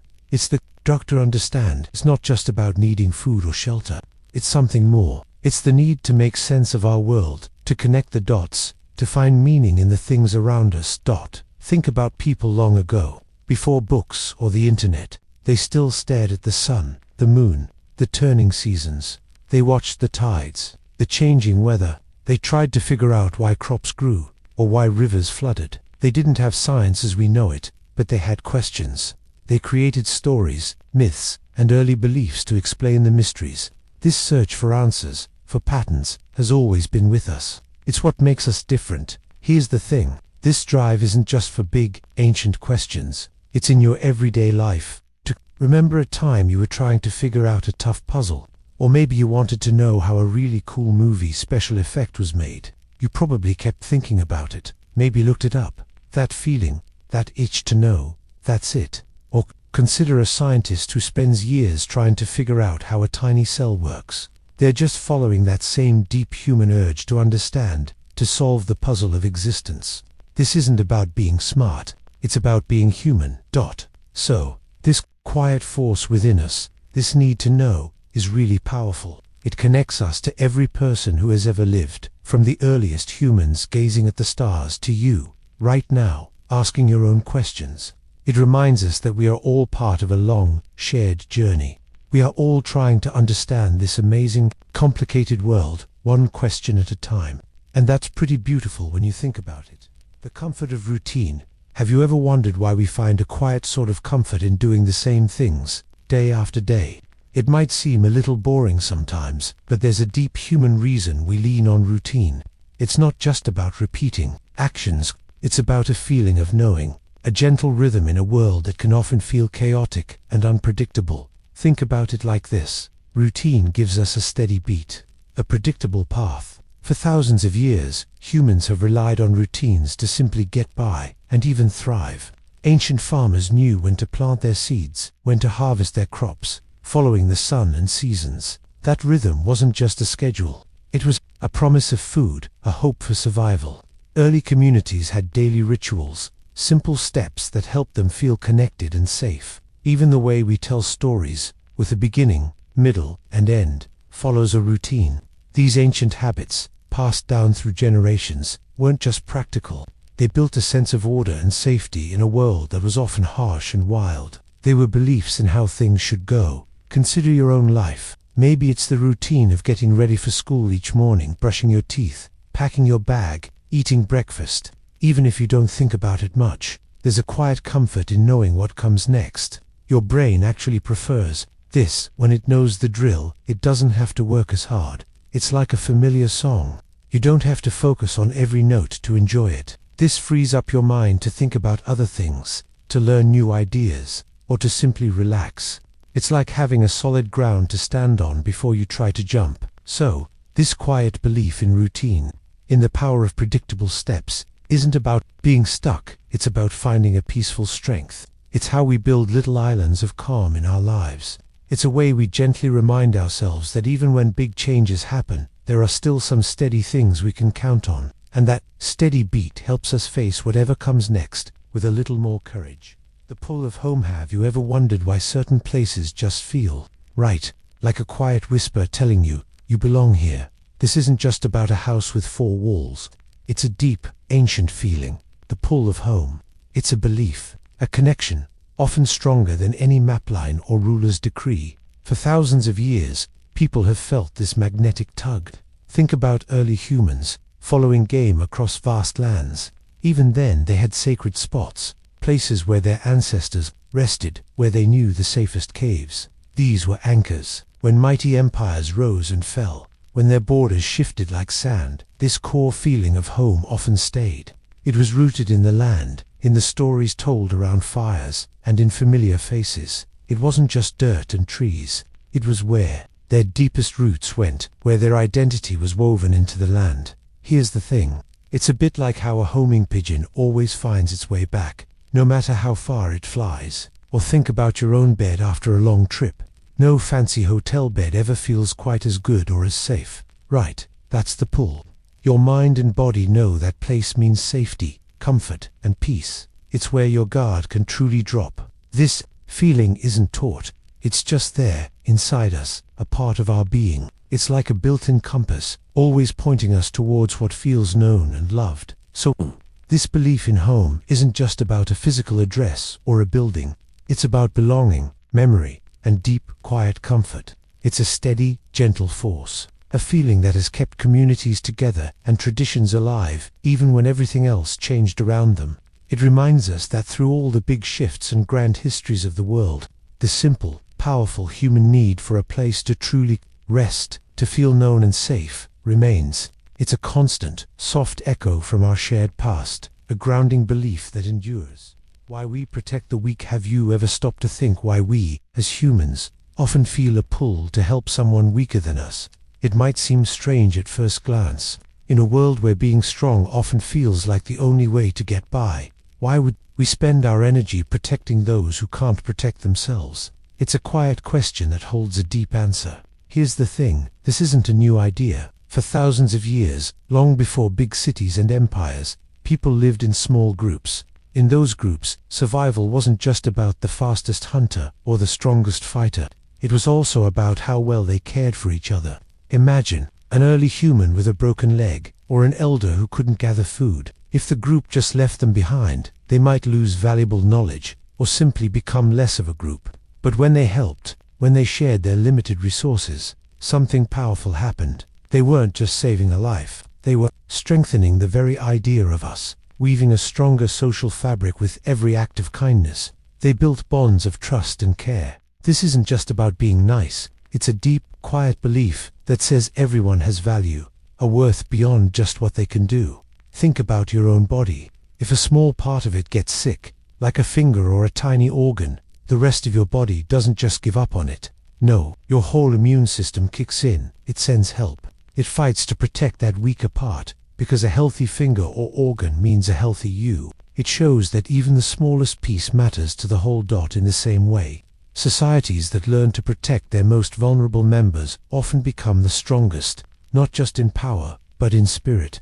This belief, this quiet sense of duty to each other, connects us all. It reminds us that our shared humanity is far more powerful than any single strength. It's the gentle whisper that tells us our true power lies in how we lift each other up, especially when someone needs it most. It's how we build a world where everyone belongs, a belief that outlasts empires. The value of hard work. Have you ever noticed how the things we truly earn feel different, feel better? It's a strange, quiet feeling, isn't it? Like a deep satisfaction that settles right into your bones. This belief in hard work is one of those ancient ideas that has echoed through time, from sun-baked deserts to bustling old cities, all the way to our lives today. Here's the thing. People have always understood that real growth, lasting achievement, doesn't just fall from the sky. It's built, piece by piece, with effort and dedication.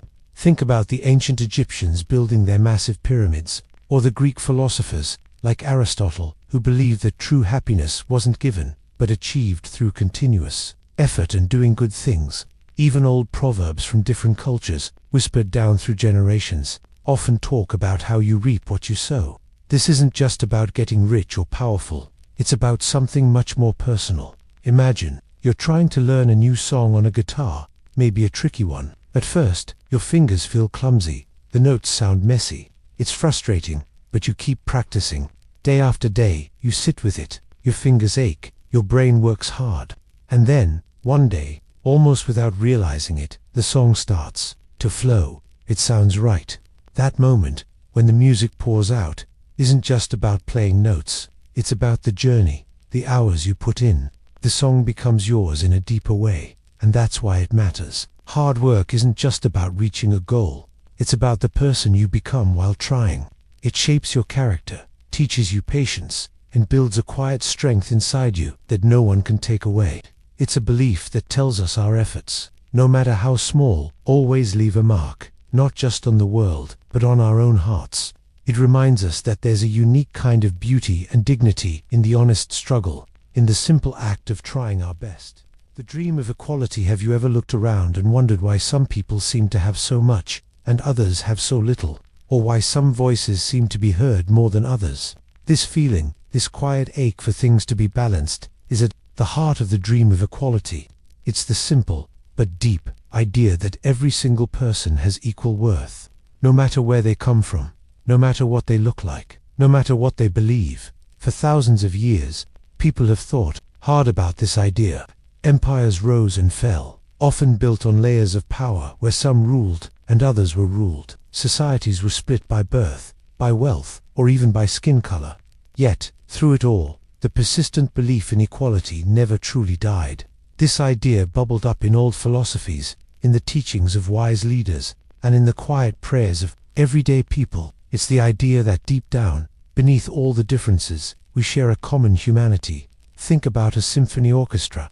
Each instrument is unique. The cello, the flute, the trumpet. They sound different and have different roles, but for the music to truly sing, each instrument needs to be in tune and respected. Each must play its part alongside the others. If one instrument tries to take over, or if another is ignored, the whole song suffers. It's not about making every instrument sound the same. It's about giving each the same value in creating something beautiful together. This dream of equality isn't always about making everyone exactly alike. It's about making sure everyone has the same chances, the same respect, the same basic rights. It's a gentle whisper that has grown into a powerful shout throughout history. This belief still guides us, pushing us to imagine a world where the worth of every human heart is truly seen and honored. It reminds us that our shared dignity is a bond stronger than any difference we might have. The power of our words. Have you ever stopped to truly think about our words? Not just what they mean, but what they actually do. It's pretty amazing, isn't it? A few sounds, a string of letters, and suddenly, something shifts. A feeling begins. A thought takes root. Words aren't just noise. They carry a quiet power, like an invisible force that shapes the world around us. For thousands of years, people have sensed this. Ancient stories often tell of words having a special magic. They believed words could call things into being, or even break them apart. Think about old laws, etched into stone, or sacred texts passed down through time. These weren't just information. They were foundations, holding societies together. They echoed with belief, holding deep meaning that lasted far beyond the person who first spoke them. Here's the thing. That same power lives in our everyday words, too. Imagine a simple ripple effect. You drop a small stone into a calm pond, and tiny waves spread out, wider. Our words are like that. Say something kind to a friend feeling down, and watch their face light up. That small spark of hope, that feeling of being seen, can grow into real confidence. But the opposite is true. A whispered rumor, or a sharp, thoughtless comment, can spread, hurting feelings and trust, creating cracks. It's not just what we say, but how it lands. So, here's what it comes down to. Our words are not just fleeting sounds. They are echoes, tiny acts that build or dismantle. They are the quiet architects of our understanding, shaping how we see ourselves, how we see each other, and how we build our world together. And that's why choosing them with care and kindness truly matters. They are powerful tools, and we get to decide what we build with them. The peace of being alone. Have you ever felt truly at peace when you were completely by yourself? Not lonely, but just calm. For a long time, across many different cultures, people have found something special in being alone. It's not about being isolated or sad. It's about finding a quiet place within yourself, a moment away from all the noise of the world. Think about the ancient thinkers, like those in Greece who went off to quiet groves to think deeply, or the monks in old monasteries, or even just people who loved walking alone in nature. They weren't hiding, they were seeking. They were looking for clarity, for wisdom, for a deeper understanding of life and themselves. This belief that true peace can be found in solitude has survived empires because it speaks to something very human. It's about the soul needing quiet to hear its own thoughts. Here's the thing. Our brains are always taking in so much. Texts, TikToks, conversations, class projects. It's a lot. You just need a break sometimes. It's like your phone needing to recharge. If it's always on, always connected, it eventually runs out of battery. Our minds are a bit like that. Stepping away, finding a quiet corner, or just taking a walk by yourself, lets your mind breathe. It lets you process everything, sort through feelings, and even come up with new ideas. This quiet time, this peace of being alone, isn't about shutting others out. It's about opening a space for yourself. It's where you connect with who you are, without outside influence. And that's why it matters. This simple act of finding inner calm, all by yourself, helps you face the world stronger, clearer, and more at ease. It's a quiet power, available to everyone, and it has guided people for thousands of years. The importance of names. Have you ever stopped to truly think about a name? Not just the letters that spell it out, but the quiet power it holds. Here's the thing. A name isn't just a simple label, like a tag on a shirt. It's a whisper from the past, a story waiting to unfold, a connection to something much bigger than just one person or thing. Long ago, in ancient lands, people believed that a name held a piece of your very soul. They thought knowing someone's true name gave you a kind of power over them, not in a bad way, but in understanding their deeper self. That's why some names were kept secret, or changed to mark a new journey, and that's why it matters. Names were, and still are, seen as deeply sacred. They tied a person to their family, their tribe, their gods. Empires might rise and fall, but the way a name connected people to their identity, to their ancestors, that belief often stayed strong. Don't think about a street you know well. Before it had a name, it was just a stretch of road. But give it a name, Maple Avenue or Sunset Boulevard, and suddenly, it gains a personality. It starts to feel like a place with its own history, its own feeling. You can almost picture the maple trees or the evening light. The name gives it a character that it didn't have before. So, it's not just about knowing what to call something. It's about how naming gives shape to the unseen, how it brings meaning to what might otherwise feel empty. Names are like tiny, powerful vessels. They carry our stories, our beliefs, and even our future. They help us understand who we are, where we come from, and how we fit into the vast, amazing tapestry of the world. They are beliefs woven into the fabric of our lives, quiet echoes that survive through time. The beauty of imperfection. Have you ever tried to make something perfect? A drawing, your grades, even yourself. But what if perfection isn't always the most beautiful thing?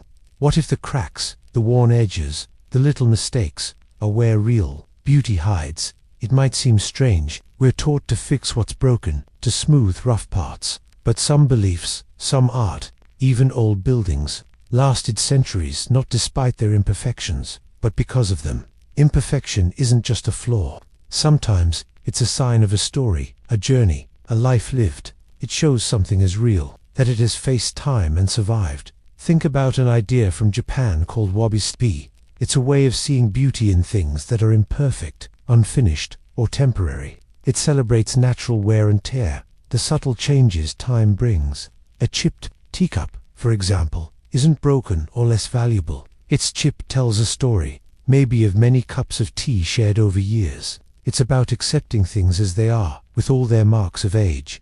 This isn't just about objects, it's also about old wisdom. Many ancient teachings lasted because they weren't rigid, they were flexible, able to adapt and embrace a changing world. Collecting the scars of different ideas. Imagine your favorite worn-out jeans. They're not perfect. Maybe they have a faded spot, a small tear, or a wrinkle that won't come out. But those very imperfections make them yours. They hold memories. They're comfortable because they've molded to you. A brand new, stiff pair doesn't feel the same, does it? The older ones have history, a character. So all. Next time you see something that isn't perfect, maybe an old belief that changed over time, an ancient art piece weathered by centuries, or even something in yourself, see its imperfections, not as weaknesses, but as whispers of its strength. They are proof it has survived, that it faced the world and carries its marks with grace.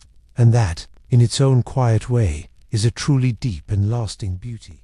The idea of consequences. Have you ever thought about how every choice, every tiny action, sends out a ripple? It's a quiet truth humans have known for ages. This is the idea of consequences. It's the simple, powerful belief that nothing happens alone. One thing leads to another, like gentle echoes spreading from a single sound. Imagine dropping a stone into a still pond.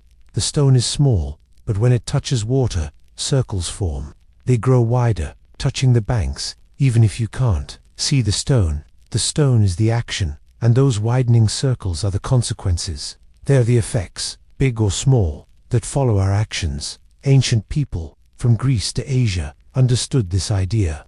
They saw it in nature, a seed growing into a tree, or a stream carving a valley over time. They saw it in stories and laws. Kindness returned kindness.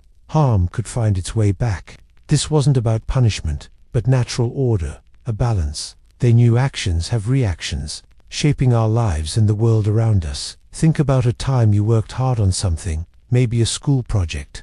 The immediate consequence was simple effort.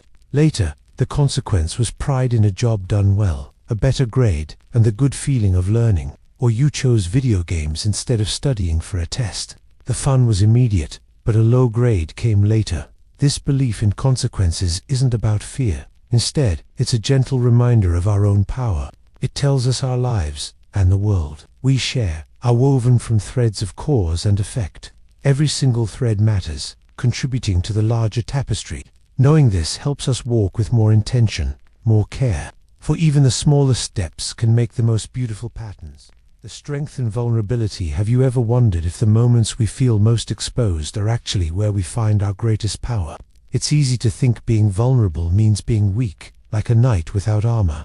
But real vulnerability isn't about being fragile. It's about letting your guard down, showing up as your true self, even when it feels scary. It's about opening up, not giving up. Throughout history, people have understood this deeply. Ancient thinkers, even warriors, knew that hiding your true self, your fears, or your mistakes, could keep you small. Empires might have been built on strong walls, but human connection and lasting wisdom grew from open hearts. Think about the old stories that survived centuries, not just tales of invincible heroes, but of those who faced their fears, admitted their struggles, or dared to be seen as imperfect. These are the stories that connect with us, teaching something real about being human. Here's the thing. Imagine trying something new and difficult, like performing in front of a big crowd. It feels exposed, doesn't it?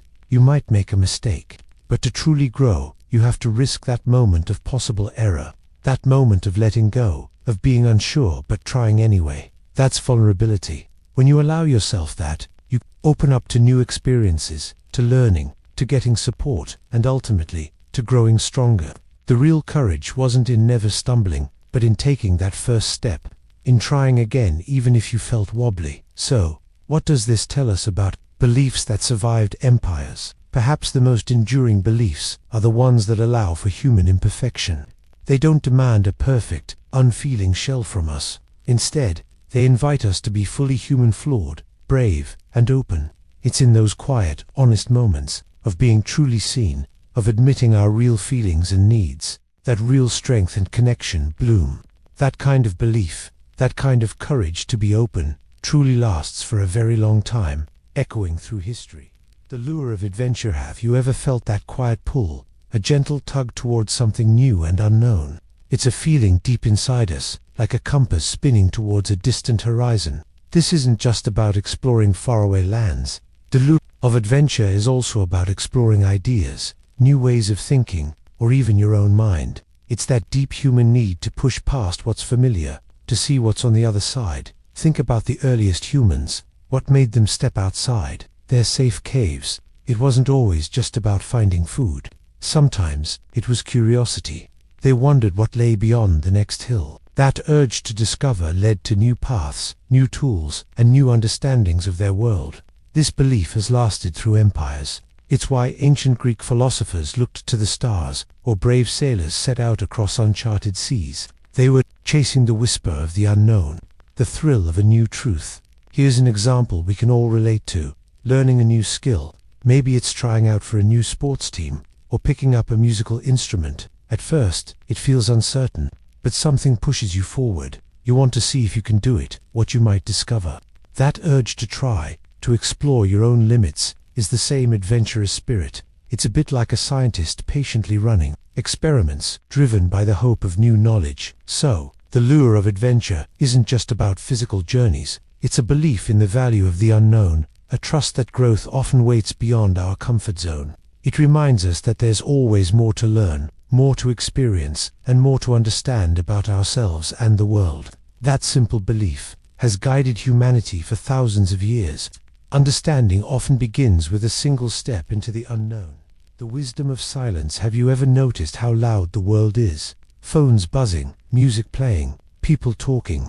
It's like a constant hum. But what if there's a powerful kind of wisdom found in the quiet moments, in the stillness? Silence isn't just the absence of noise. It's a space, a wide open room inside your mind where real thinking can happen. For thousands of years, people across different cultures have understood this. Ancient thinkers, like those in old China or India, taught that true understanding often comes not from speaking, but from listening to the world around you and to the quiet voice within yourself. Monks in monasteries around the world would spend hours in silent meditation, not because they had nothing to say, but because they had so much to hear from their own inner thoughts and feelings. They believed that only in quiet could the deepest truths about life reveal themselves. Think about it like this. Imagine you're trying to understand a really tough math problem. If your friends are yelling answers and music is blasting, it's almost impossible to focus. But if you sit somewhere quiet, letting your mind work, the solution often starts to appear, piece by piece. That quiet time lets your brain sort things out. It's the same with our feelings or big decisions. When everything is loud, we often react quickly, maybe even impulsively. But if we take a breath, find a moment of silence, we can think clearly. We can choose how to respond, instead of just reacting. This isn't about being shy or never speaking. It's about finding balance. It's about knowing when to pause, when to just be, and when to let the world's noise fade away for a bit. Because in those quiet moments, we often discover what truly matters to us. We find a calm center, a place where our own beliefs and understanding can quietly grow, strong enough to outlast any empire, any trend. It's a quiet strength, a wisdom that has always been there, just waiting for us to listen. The comfort of a shared fire. Have you ever felt truly at peace, just sitting with others, feeling completely safe and understood? Maybe it was around a real campfire, flames dancing, or just a quiet evening with family, sharing stories. Think about how a warm fire naturally draws people in. It doesn't just offer heat and light, it offers something else, something much deeper. It offers a sense of safety from the dark world outside. For thousands and thousands of years, humans gathered around fires. They weren't just seeking warmth from the cold or light to see by. They found comfort in being together, facing the unknown as one group. Around these ancient fires, stories were born, passed down through whispers and songs. Rules were made, simple agreements on how to live and treat each other. Fears were shared, and hopes for a better tomorrow were spoken aloud. This is where some of our most basic beliefs truly took root. These shared beliefs became like the fire itself. They brought people together, creating a circle of light and understanding in a vast, sometimes scary world. They gave people a deep comfort, knowing they weren't alone in their struggles or their dreams. It's a bit like being part of a sports team. When you step onto the field, everyone agrees on the rules, right? You all wear the same colors, you work towards the same goal, you trust each other. That shared understanding, that belief in your team's purpose, makes you feel like you truly belong. You feel stronger because you're together, facing challenges as one. This feeling, this powerful sense of belonging that comes from shared beliefs, is a basic human need, as important as food or water. So, when we talk about beliefs that survived, through empires and across ages, we are often talking about those quiet understandings, those deep, unspoken feelings that connect us, even today. They are the truths passed from one generation to the next, like glowing embers that never quite go out. They are the comfort of a shared fire, a warmth that reminds us we are part of something bigger, something truly enduring. They remind us we are connected, not just to each other now, but to all those who came before us. The need for rest. Have you ever felt that deep, quiet pull to simply stop, to put down your books, turn off the screen, and just be? It's a feeling almost everyone knows, no matter where or when they lived. This need for rest, for a deep pause, is more than just feeling sleepy. It's an ancient human wisdom. Think of ancient civilizations. Long before our busy world, they often set aside days or seasons for quiet rest. It wasn't just about stopping work. It was about honoring a deeper need. Farmers knew the land needed to rest to give good crops. Even the stars in the night sky follow a quiet rhythm. This wasn't just a rule. It was a profound understanding of life's natural flow, a rhythm woven into existence itself. Your brain and body are a bit like a powerful phone. You can use it for hours, playing games, learning, but eventually the battery drains and it needs to be plugged in. You can't keep going at full speed forever. When you rest, your brain isn't doing nothing. It's sorting thoughts, storing memories, and fixing things up. Your body is repairing itself. It's like a system update that happens while you're taking a break. This belief isn't about being weak or unproductive. It's about understanding a fundamental truth. We need quiet moments. They help us process, heal, and prepare for what's next. In these pauses, our minds can clear, our emotions can settle, and our spirits can find peace. So, when life feels like it's rushing, remember this ancient truth. To truly thrive, you must also know how to rest. It's a quiet, powerful belief that has journeyed with humanity through countless ages, surviving every empire. The hope for a new start. Have you ever felt like everything just fell apart? Maybe a big project didn't go well, or you argued with a friend, and it felt like the end of the world. What do we do then? We often look for a way to start fresh, right? This feeling, this deep human need for a clean slate, is a belief that has lived through every empire and every downfall. Think about it. Civilizations rose and fell. Grand cities turned to dust, powerful rulers forgotten. Yet, even in the ruins, people still dreamed of rebuilding. They believed in planting new seeds, drawing new maps, telling new stories. This wasn't simple optimism. It was a fundamental trust that even after the deepest winter, spring eventually arrives. It's the quiet whisper. Yesterday's mistakes don't define tomorrow. Failure isn't final. This belief is a bit like spilling paint on your artwork. At first, you might feel upset, like it's ruined, but then a thought sparks. Maybe you can turn the spill into something new, a different kind of art. Or, in science, it's like a forest fire. Devastating, yes, but the ashes enrich the soil, making way for new life to sprout even stronger. That's nature's way of hitting the reset button, and humans have always seemed to understand that deep down. So this belief in a new start isn't about ignoring what went wrong. It's about facing the past, learning from it, and finding the courage to step forward. It's holding on to the beautiful, fragile idea that tomorrow truly can be different. It's a gentle reminder that endings can also be beginnings, offering a quiet, steady light even in the darkest times. And that's why this hope, this simple yet powerful belief, has always endured. The belief in goodness. Have you ever wondered why, even when the world feels dark, we still hope for light? Why do stories often end with good winning over evil? This is about something deep inside us, the belief in goodness. It's the quiet thought that, despite everything, people can be kind, that fairness matters, that helping others feels right. It's a deep trust that good things exist and can happen, even when it's hard to see them. For thousands of years, people have held onto this idea. Ancient Greek thinkers like Plato talked about truth, beauty, and good as things we naturally seek. Many religions, from the oldest faiths to new ones, teach that compassion and honesty are central. But even without religion, people build societies based on trust and mutual respect.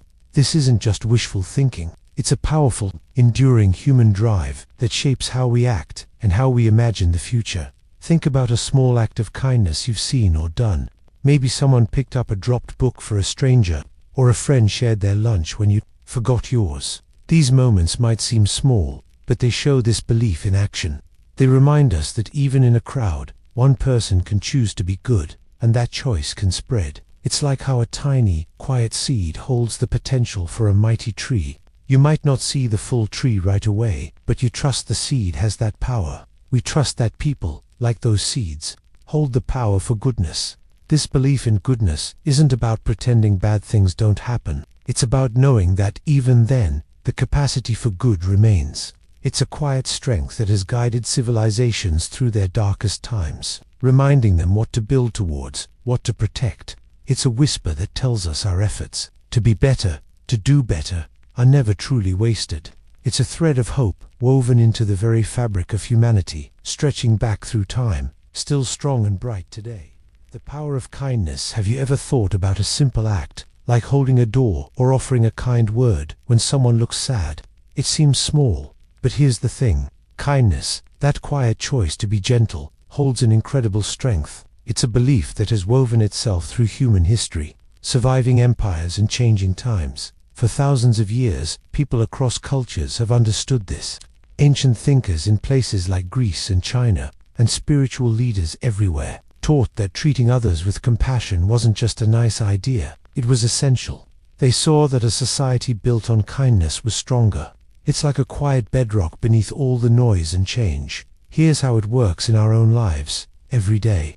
Imagine you're having a tough morning, then someone, maybe a friend or even a stranger, offers you a genuine smile or says, "You got this." That small act can feel like a warm light. It changes your outlook, even if just for a moment. Think of it like this. When you toss a pebble into a calm pond, the ripples spread out far beyond where the stone first landed. Your small act of kindness does the same. It travels, touching others, sometimes without you even knowing. It makes us feel good too, right? Our brains are wired to feel a warmth when we connect.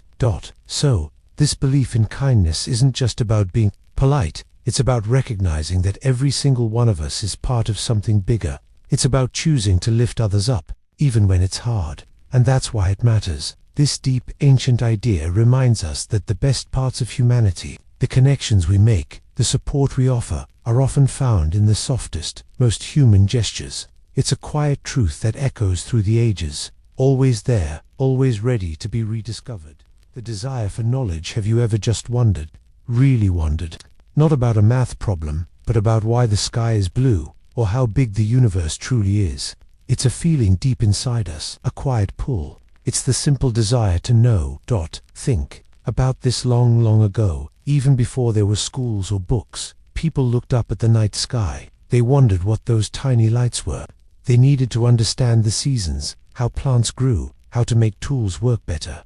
They built amazing structures, like pyramids or ancient cities, because they figured out how things worked. This wasn't just about memorizing facts. It's about meaning. It's about finding out how things work and why they matter. It's like a quiet hunger, but for understanding the world around you. Here's an example. Think about learning something new, like how to code a simple game or how to play a song on a guitar. At first, it's confusing, but then, little by little, the pieces start to click into place. You figure it out. That feeling of understanding, of seeing how it all fits, that's the desire for knowledge being met. It's a thrill, a quiet moment of aha. It's what makes us truly human. That deep urge to figure things out, to connect ideas. It's why we explore new places. It's why we build incredible things. Every question we ask, every puzzle we solve, every story we listen to, it all comes from this quiet wish to understand more. And this belief, this deep curiosity, has kept us moving forward through history. It connects us to people who lived thousands of years ago. It's a gentle, endless curiosity that truly never dies, a quiet fire within all of us. The importance of respect. Have you ever stopped to think about what makes something truly last? Not just a building or a story, but an idea. Often, it's rooted in something simple, yet profoundly powerful. Respect. It's more than just being polite. It's about seeing the deep, quiet worth in something or someone. It's understanding that everything has its own place, its own right to exist, and its own boundaries that deserve to be honored. Think back to old empires, long gone now. Many beliefs that survived them, like honoring elders or protecting sacred lands, were built on respect. Ancient thinkers, watching societies rise and fall, learned a powerful truth. When people respected each other's rights, and truly respected the laws that kept them safe, communities thrived. But when that respect faded, when people stopped caring for the common good or for each other's dignity, things often fell apart. Here's what I found. Societies that valued respect seemed to hold together, like a strong, well-woven tapestry. Consider something you know, like a musical instrument. If you truly respect a guitar, you don't just bang on it. You learn how to hold it gently, how to tune it, how to play it carefully. You understand its delicate parts and its purpose. When you treat it with that kind of care, it gives you beautiful music. But if you ignore its needs, or treat it roughly, it will break, or simply sound terrible. This can help you understand that when you respect something, you allow it to perform its best, to be its best. So, respect is not just a rule for manners. It's a way of seeing the world, a quiet agreement to acknowledge the value in others. And in the world around us, it's about building a space where everyone feels safe, seen, and truly heard. When we choose respect, we choose understanding over argument, connection over distance. And that's why it matters. It helps us build a world that is not only strong, but also kind, where every voice has a place to echo. The idea of duty. Have you ever wondered why people sometimes do incredibly hard things, not for fame or money, but just because they feel they must? What is that quiet pull, that sense of must? It's not a law telling them what to do. This feeling, this ancient human idea, is called duty. Duty isn't about being forced. It's a deep sense inside you, a whisper of responsibility for something bigger than yourself. It's knowing what you should do, what's right, even when it's uncomfortable or requires sacrifice. Think about a ship's captain staying with their vessel in a storm, ensuring everyone is safe before thinking of themselves. That's duty. Or a firefighter rushing into danger to help strangers. It's a commitment, a promise not just to others, but to yourself and your own sense of what's good. For thousands of years, across lands and times, this idea has helped hold societies together. Ancient Roman citizens felt a duty to their republic, building roads and laws that lasted centuries. Samurai warriors in Japan lived by a strict code of duty and loyalty.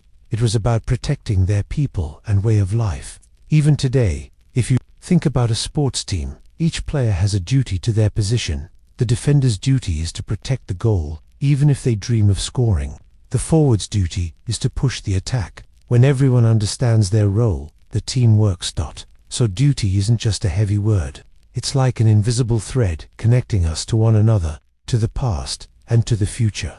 It's the quiet power that builds communities, protects what's precious. It gives meaning to our actions, showing us that our lives are part of a much larger story. And in that story, each of us has a quiet duty to fulfill. The rhythm of breathing. Have you ever stopped, really stopped, and just felt your own breath? Not just the air moving in and out, but the quiet, steady rhythm of it. It's a drumbeat inside you, always there, from your very first moment to your last. This simple act, breathing, is more than just keeping us alive. It's a whisper from ancient times, a belief that has stayed with us through countless ages, across different lands and long-gone empires. People noticed something special about breath. They didn't have science labs, but they knew breathing was tied to life itself. In ancient India, they called this life energy prana. In China, it was qi. Both words mean something like life force or spirit. They believed this invisible breath connected their bodies to their minds, and even to the vast universe. It wasn't just air. It was the very essence of being alive, something sacred that flowed through everything. Think about it this way. Imagine you're about to take a big test, or maybe step onto a stage for a play. What happens to your breath? It might get fast and shallow, right? Your heart races. But then, if you try to take a slow, deep breath, a calm starts to spread through you. Or when you're sound asleep, your breath is slow and steady, almost silent. This connection between how you feel inside and how you breathe is real. It shows how our inner world and this constant rhythm are completely linked. This simple, powerful act of breathing has traveled with humanity through every challenge and every change. It's a quiet reminder that no matter how much the world transforms around us, some things stay constant. The rhythm of your breath is a timeless connection, a quiet hum that has echoed through the hearts of people for thousands of years, tying us all together in a shared, very human experience. The search for belonging. What does it truly mean to feel like you belong? It's more than just being in a place. It's a deep, quiet echo inside us, a longing to feel connected, accepted, and seen. This search for belonging has been a powerful force throughout human history, shaping how societies are built. Think about early humans. They lived in small tribes, huddling for warmth and safety. Being part of the group was essential for survival. Alone, you were vulnerable. With others, you could hunt, share, and protect. This need became woven into our very nature. Even as civilizations grew, this basic need didn't vanish. People still found their communities within larger structures. Philosophers have also wondered about this. They said humans are social creatures, meant to live together. This isn't just an old idea. Look around today. We still form groups, join clubs, or connect with people who share interests. Why? Because that deep call for connection still reaches us. We want to be part of something bigger. It's a bit like how tiny atoms behave. An atom alone might be unstable, but when it connects with others, they form strong, stable molecules. Think of water, H2O. Two hydrogen atoms and one oxygen atom come together, becoming something new and powerful. Each atom finds its belonging by linking, creating something essential for life. Humans are similar. We thrive when we connect and bond with others. And here's the thing. This quiet search for belonging has outlasted countless empires. Kingdoms have risen and fallen. Great walls have crumbled. But the human heart's desire to find its place, to feel like part of a tribe, has always endured.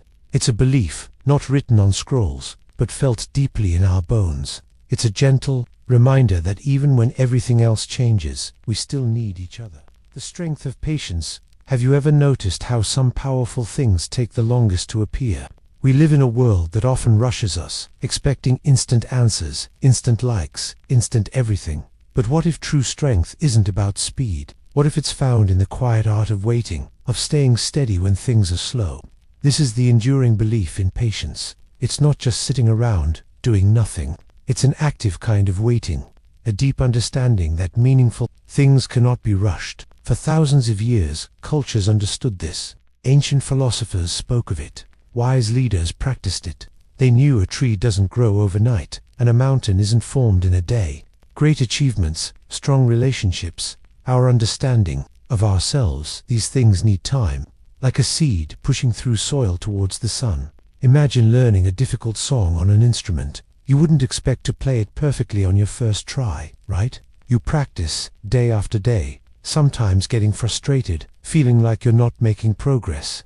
But if you keep at it, if you have patience, your fingers learn, your mind connects, and slowly, beautifully, the music flows. That quiet persistence, that willingness to wait for the skill to blossom, is a strength. And that's the thing about patience. It teaches us about cycles, about life's natural rhythm. It's not about giving up, but about trusting the process. Knowing growth often happens unseen, below the surface, preparing for its moment. It's a quiet power that helped people build empires, create art, and simply endure. It offers deep peace in a world that constantly rushes by. It's a belief that whispers, wait, trust, you will get there. The beauty of sacrifice. Have you ever stopped to think about what it truly means to give something up? It sounds like a loss, right? Like losing a game or misplacing your favorite book. But here's the thing, sacrifice, especially the kind that has shaped civilizations, is not just about losing. It's about choosing. It's about letting go of something good for the sake of something even better, something that means more. Across history, in so many different places, people understood this deep truth. They saw that sometimes, to build something strong and lasting, you had to give up a small comfort or a personal desire. Ancient thinkers and wise leaders often spoke of giving for the good of the group, for the future. It wasn't always about grand battles or heroes. Sometimes, it was about a farmer saving seeds instead of eating them all, ensuring food for next year, or a craftsman spending years perfecting a skill, giving up quick fun for mastery. Think about a plant. A small seed is planted in the earth. To grow, the seed gives up its own form. It breaks open, it becomes something else entirely. A sprout, then a stem, then a whole plant. This isn't a sad ending for the seed. It's a beautiful beginning. That small, hard shell had to be sacrificed for life to bloom. And that's how it works with our beliefs, too.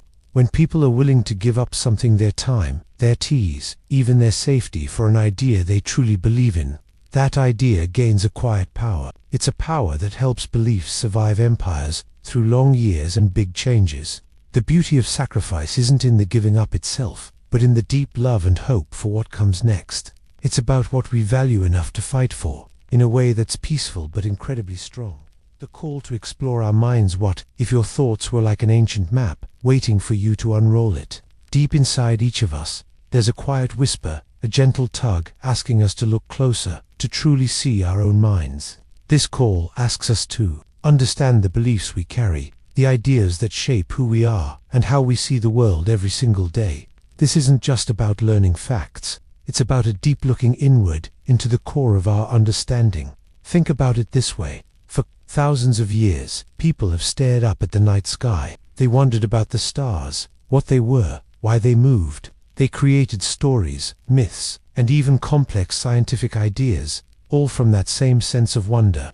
That same curiosity is what leads us to explore our minds. We might find old, strong ideas there, ones that have been passed down through generations. Like sturdy ancient trees with deep roots.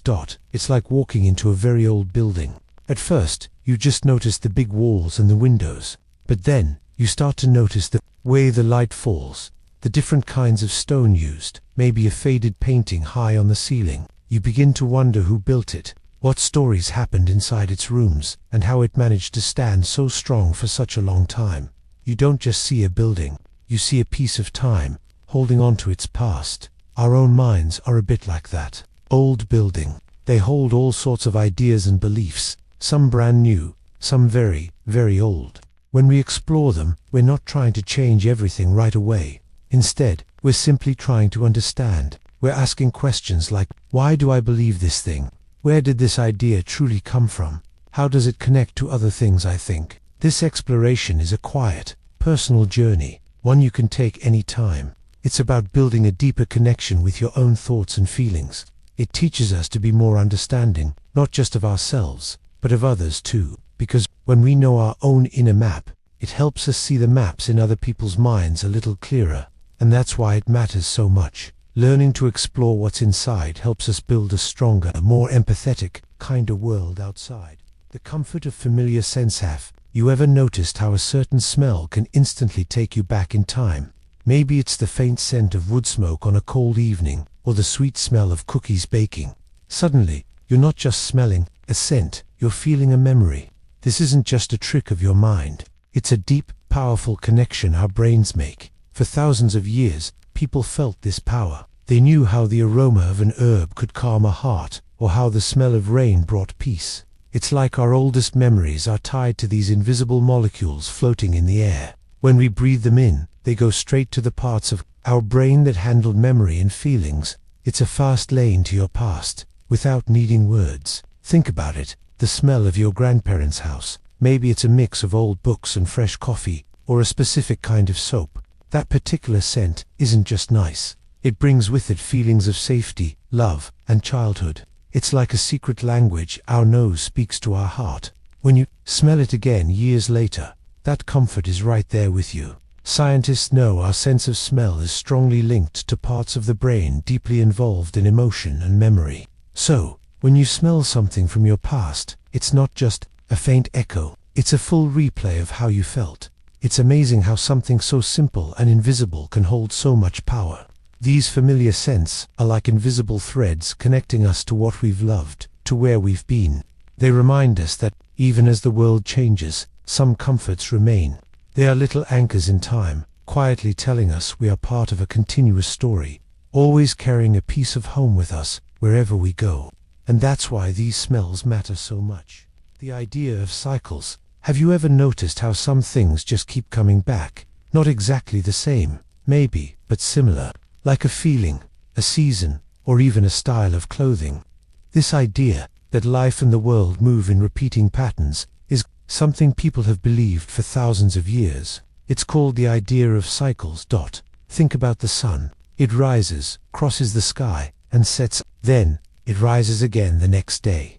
A simple cycle, right? Or the seasons. Spring, summer, autumn, winter, and then spring again. Ancient people watched these rhythms. They saw the moon wax and wane, the tides come in and go out. They planted crops, harvested them, knowing that after winter, life would burst forth again. This wasn't just about watching nature. They believed everything, even big events like empires rising and falling, followed a similar rhythm. A beginning, a middle, an end, and then, often, a new beginning. Consider your own day. You wake up, go to school, learn, play, eat, sleep, and then you wake up and do it again. It's a daily cycle. Or think about the water cycle. Water evaporates, forms clouds, rains down, and flows back to the ocean, ready to start over. This belief in cycles suggests that nothing truly disappears forever. Instead, things transform and return in a new form. It can be a comforting thought. It reminds us that even difficult times will pass. New possibilities will always emerge, just like spring always follows winter. It reminds us there's always a new day, a new chance, a fresh start waiting. The power of choice. Have you ever stopped to think about all the quiet little choices you make every single day? It's not just the big ones, like what school to go to, or what path to take in life. It's also about what you decide to wear, what to eat, or even how you respond to a text. Every moment, we stand at a quiet fork in the road, whether we notice it or not.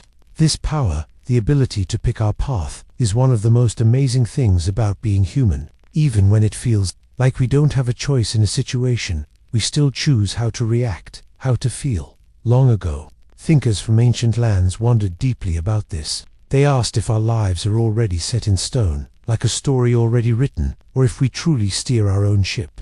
And here's the thing, Most lasting beliefs that survived empires say our choices absolutely matter. They say we have a real part to play, a voice in our own story. This idea that we can decide gives us a very special kind of freedom.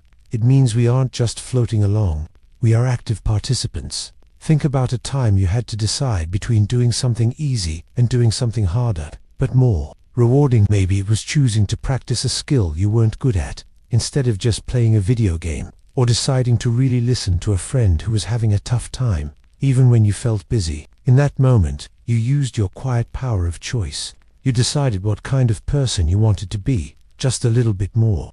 Every time you choose to learn, to be kind, or to try again after a stumble, you are gently building yourself. And that's why it matters. Our choices, big or small, are like tiny brushstrokes on the canvas of our lives. They slowly paint who we are, what we believe, and where we are headed. There's a quiet strength in knowing that even when the world feels huge and out of control, you always have the power to choose your next step, your next thought, your next act. It's a gift, a deep, silent hum of possibility, always there within you, waiting.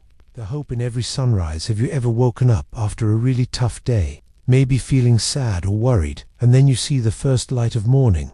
What does that light feel like? For many of us, it brings a little shift, a quiet sense that maybe, just maybe, today can be different. This feeling, this soft belief that something better is possible, isn't new. It's a deep human feeling, lasting thousands of years. Think about ancient people. They watched the sun disappear every evening, plunging their world into darkness. They didn't know it would return, but it always did. Every morning, the sun would paint the sky with light, pushing back shadows. This daily return, this rebirth, taught them a powerful lesson. After the darkest night, light comes back. And so, people held on to this idea. It became a quiet strength. Empires rose and fell, grand. Ideas turned to dust, but the simple miracle of sunrise remained. It wasn't a complicated philosophy or a fancy ritual. It was just the promise of a new day. This is how the belief in hope, that tomorrow holds new chances, became unbreakable. It wasn't about a magic solution, but trusting in nature's rhythm. Here's the thing, you can feel this hope in small ways. Maybe you had a tough math problem yesterday, but today, you pick up your pencil and think, I'll try again. Or perhaps you're working on a big project, and when it gets hard, you can always start fresh in the morning. That feeling, that gentle nudge to keep going, is the same enduring hope our ancestors felt. It reminds us that even when everything else changes, some core truths about being human stay the same. The belief that a new dawn brings a new chance, a new beginning, is a quiet power. It's a belief that connects us to everyone who ever lived, whispering across time that no matter how dark things get, there will always be another sunrise, and with it, another chance to begin again. The value of self-control. Have you ever felt that little tug inside? That moment when you want to react quickly, maybe with anger, but something deeper tells you to pause, or when a tempting distraction calls your name, and you know you need to focus on something important. Here's the thing, that quiet strength is what we call self-control. It's not about being emotionless, it's about being in charge of your own ship, even when the waves get rough. For thousands of years, across different cultures and empires, wise people have talked about this idea. Ancient philosophers in Greece, thinkers in China, even early spiritual leaders, they all saw self-control as key to a good life. They understood that true freedom isn't doing whatever you want. Instead, it's having the power to choose your response, to guide your thoughts and actions, even when feelings pull you in a different direction. Imagine a clear, still lake. When the wind blows hard, the water gets choppy, but even then, deep beneath the surface, the water remains calm. Self-control is like that deep part of the lake. Life will throw all sorts of winds at you, stress from school, arguments, tempting things. If you let every wind control the surface, your inner world becomes chaotic. But with self-control, you learn to steady yourself. You choose calm over chaos, thought over impulse. This isn't about being perfect. It's about building a muscle inside you. The more you practice pausing, choosing wisely, and guiding yourself, the stronger that muscle becomes. And that's why it matters. Because in a world that often feels out of control, the truest power isn't in controlling others. It's in mastering yourself. It's a quiet power, but one that can help you weather any storm and build a life that feels truly your own. The wisdom of the body. Have you ever had a feeling deep in your gut? A sudden knowing about a person or decision before your brain catches up? It's like your body whispers secrets, right? This quiet, powerful sense, the wisdom of the body, has guided people for thousands of years. Think about it. Long, long ago, before science or doctors, humans relied on their bodies. They learned what foods were safe and sensed danger. A sudden chill, a racing heart. This warned them. This isn't just physical, it's a deep, ancient knowing, passed down. Cultures from indigenous tribes to ancient Greek thinkers understood our bodies hold intelligence beyond our logical minds. They saw the body as a compass, always pointing towards what it needed to thrive. Consider a simple example. When you're truly exhausted, your body doesn't just think it's tired, it aches. Your eyelids feel heavy. You yawn. It's a deep, clear message. Or, when you're feeling stressed, your shoulders might tense up, or your stomach might get knots. These aren't just random feelings. They are signals from your body, telling you to slow down, to breathe. Our bodies constantly send messages about our well-being needs and safety. This quiet language of the body is a powerful belief that remains true today. It reminds us to listen, really listen, to ourselves, to trust that inner voice, that gut feeling, those physical sensations, because often our bodies know the way, carrying a wisdom that has survived every empire, every new invention, every changing idea. It's a profound connection to the very core of who we are, a soft guidance always there. The call of the wild places. Have you ever felt a quiet tug, a soft pull inside you, leading you towards the green silence of a forest, or the wide open space of a starlit night? It's a feeling many of us know, a deep longing for places untouched by the busy world. This isn't just about liking pretty views, it's a belief, a feeling that has lived within humans for thousands of years. The call of the wild places. Here's the thing, for most of human history, there wasn't a clear line between us and nature. Our ancestors lived directly in the wild. They hunted there, gathered food there, found shelter in caves or under trees. The world was their home, not just a place they visited. They understood the rhythms of the earth, the language of the wind, the quiet power of a mountain. Even as we built cities and invented new technologies, that ancient connection, that echo of our past, never truly left us. It just got quieter. Sometimes. Think about it like this. You might love being with your friends and playing video games. But sometimes, maybe after a really loud day, you just need to be in your room, quiet, maybe looking out the window. That feeling, that need for a different kind of space, is a little like the wild call. Or imagine a cat, curled up in a sunny spot. They're comfortable, safe, but they also have this instinct to stretch, to explore, to sometimes just sit and stare out at the birds. It's a natural drive. For us, it's a similar deep need for something elemental, something bigger than ourselves. So, when you feel that quiet urge to walk among tall trees, or to just sit by a river and listen, know that it's not just you. It's a timeless belief, a gentle whisper from our ancestors, reminding us that parts of our spirits still belong to the untamed, beautiful places. And it reminds us that true peace often waits for us there, ready to be found. The strength of a mother's love. What force could possibly outlast empires, change hearts, and echo through time itself? We often talk about grand historical events, but sometimes the most powerful things are also the quietest. Think about a mother's love. It's not a belief written in old laws or carved into stone. Instead, it's a feeling, a deep, unbreakable bond that seems to exist in every corner of the world, across all cultures, for all of human history. Here's the thing, this isn't a new idea. Go back thousands of years. You'll find stories, in ancient Greece, in tribal legends, in sacred texts from every continent, all tell tales of a mother's fierce protection and endless care. It's a core part of what it means to be human. This quiet truth has helped generations survive hardships, build homes, and dream of a better future. Empires rise and fall, but this particular kind of love, this bond, seems to just endure. Imagine a giant tree, maybe an oak, that stood for hundreds of years. Its branches reach high, its leaves change with the seasons. But what truly anchors it, keeping it upright through storms and droughts? It's the root system, hidden deep underground. A mother's love is a bit like that. It's the invisible, deep roots that provide stability and nourishment. It's the silent support that allows growth, even when things are difficult. Think about how a baby bird knows its mother's call, or a young cub stays close for protection. This isn't just learned behavior. It's a deep, ancient instinct, hardwired into us. So why does this matter? Because in a world of constant change, of new technologies and shifting ideas, the enduring power of a mother's love reminds us what's truly constant.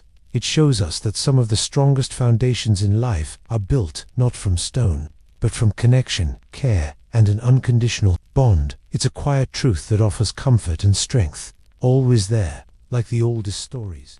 The idea of a soul. Have you ever wondered what makes you, you? Not just your hands or your heart, but that quiet voice in your head, the feeling of wonder, or that deep part of you that knows right from wrong. For thousands of years, people across the world have explored this very question. They came up with an idea, a concept, that explains this invisible part of us, the soul. Think of it like this: your body is like a temporary house. It changes, it grows, it eventually wears out. But what about the person living inside that house? That inner spark, that consciousness, that unique spirit? Many have called that the soul. It's what feels like the real you.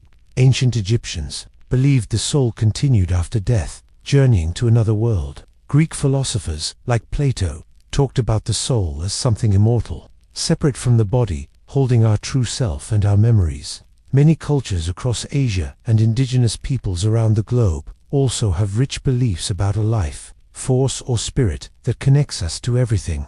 It's not about one religion or one set of beliefs. It's a shared human curiosity about what gives us life and meaning. Here's the thing: you can't see the soul under a microscope, right? But you can feel its presence. Imagine listening to your favorite song. It's just sounds, vibrations in the air, but suddenly you feel a surge of emotion, joy, sadness, something powerful. That feeling, that deep connection that moves you, isn't just your ears hearing sounds. It's that inner part of you, your spirit, responding. It's what connects you to beauty, to hope, to empathy. So the idea of a soul invites us to look inward. It's a gentle reminder that there might be more to us than what we can touch or see. It's a whisper of something timeless, something that perhaps holds our deepest thoughts, our truest feelings, and our capacity for love and wonder, echoing through time, long after empires rise and fall. It's a question that reminds us of the beautiful mystery of being alive. The comfort of old songs. Have you ever heard an old song? One that your parents or even grandparents loved and felt something deep inside? It's like the music wraps around you, making you feel safe and remembering things you weren't even there for. Why do these old songs stay with us, sometimes for hundreds of years? Here's the thing: old songs are more than just tunes and words. They are like quiet guardians of human feeling. Think of them as echoes from the past. They carry the laughter, the sadness, the hopes, and the struggles of people who lived long, long ago. When we listen, we're not just hearing music, we're connecting to a shared human story. From the earliest times, long before books or even writing, people used songs to pass down what mattered. They sang about heroes, about nature, about love and loss. These songs helped communities remember who they were and where they came from. They built bridges between generations. A song could carry a piece of wisdom, a feeling of courage, or a shared sadness across centuries. It's a bit like how a giant, ancient tree has rings inside it. Each ring tells about a year, about the weather, about the storms it lived through. Our old songs are like those rings, holding layers of human experience, growing deeper and richer over time. Consider a simple lullaby. Maybe your parents sang one to you, or maybe you know one from a movie. That same lullaby, or one very similar, might have been sung to babies for thousands of years. It's a quiet promise of safety, a soft whisper of love. When you hear it, it taps into something ancient within us, a basic need for comfort and peace. It reminds us that across all the years and all the changes, some feelings never fade. So these old songs stick around because they offer a kind of timeless comfort. They remind us that even when the world feels new and confusing, some things stay true. They connect us to a deep well of human feeling, proving that our joys and worries are not new. They whisper to us that we are part of a continuous, loving human story, one that echoes down through time. The joy of play. Have you ever wondered why we play? Not just when we're little kids, But even now, as we get older, think about it. When you're tossing a ball around, or doodling in a notebook, or even just daydreaming, there's a certain feeling there. It's a deep kind of happiness, isn't it? Play is more than just having fun. It's a space where rules can bend, where imagination can run wild, and where mistakes don't feel so heavy. It's doing something just for the sheer joy of it, not because you have to, or for a grade, or to win. Here's the thing.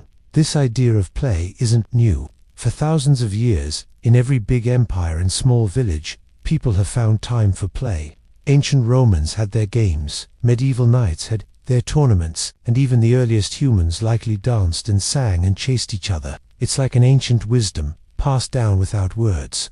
Our ancestors understood, deep in their bones, that play wasn't a waste of time. It was how they learned, it was how they connected, it was how they healed. This can help you understand why your brain likes to play so much. When you're playing, your brain isn't just chilling out, it's actually building new pathways. Think of it like this: when a kitten chases a string, it's not just playing, it's practicing hunting. For us, when we build with LEGOs or play a strategy game, we're practicing problem solving, creativity, and working with others. It helps us figure out the world in a safe way. So, the joy of play isn't just a fleeting feeling, it's a quiet strength. It's a reminder that sometimes the most important things we do are the ones that have no clear purpose, except to make our spirits lighter and our minds freer.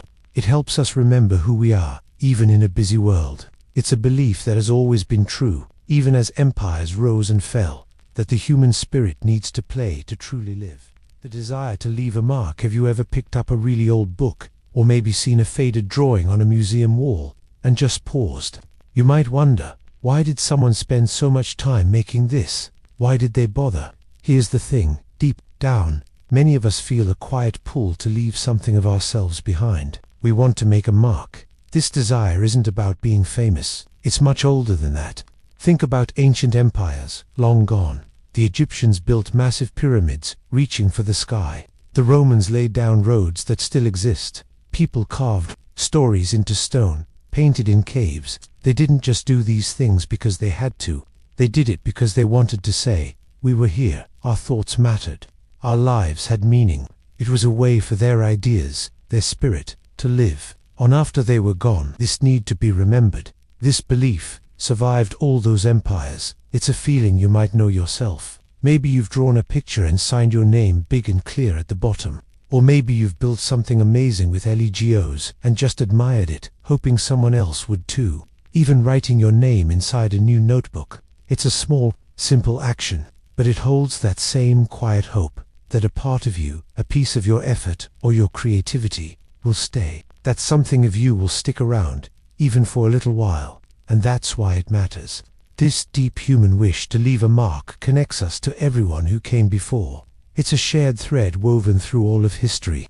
It tells us that, even after we are gone, the things we create, the good we do, or the ideas we share, can echo forward. It's a quiet hope that our existence wasn't just a fleeting moment, but a gentle ripple in the vast ocean of time.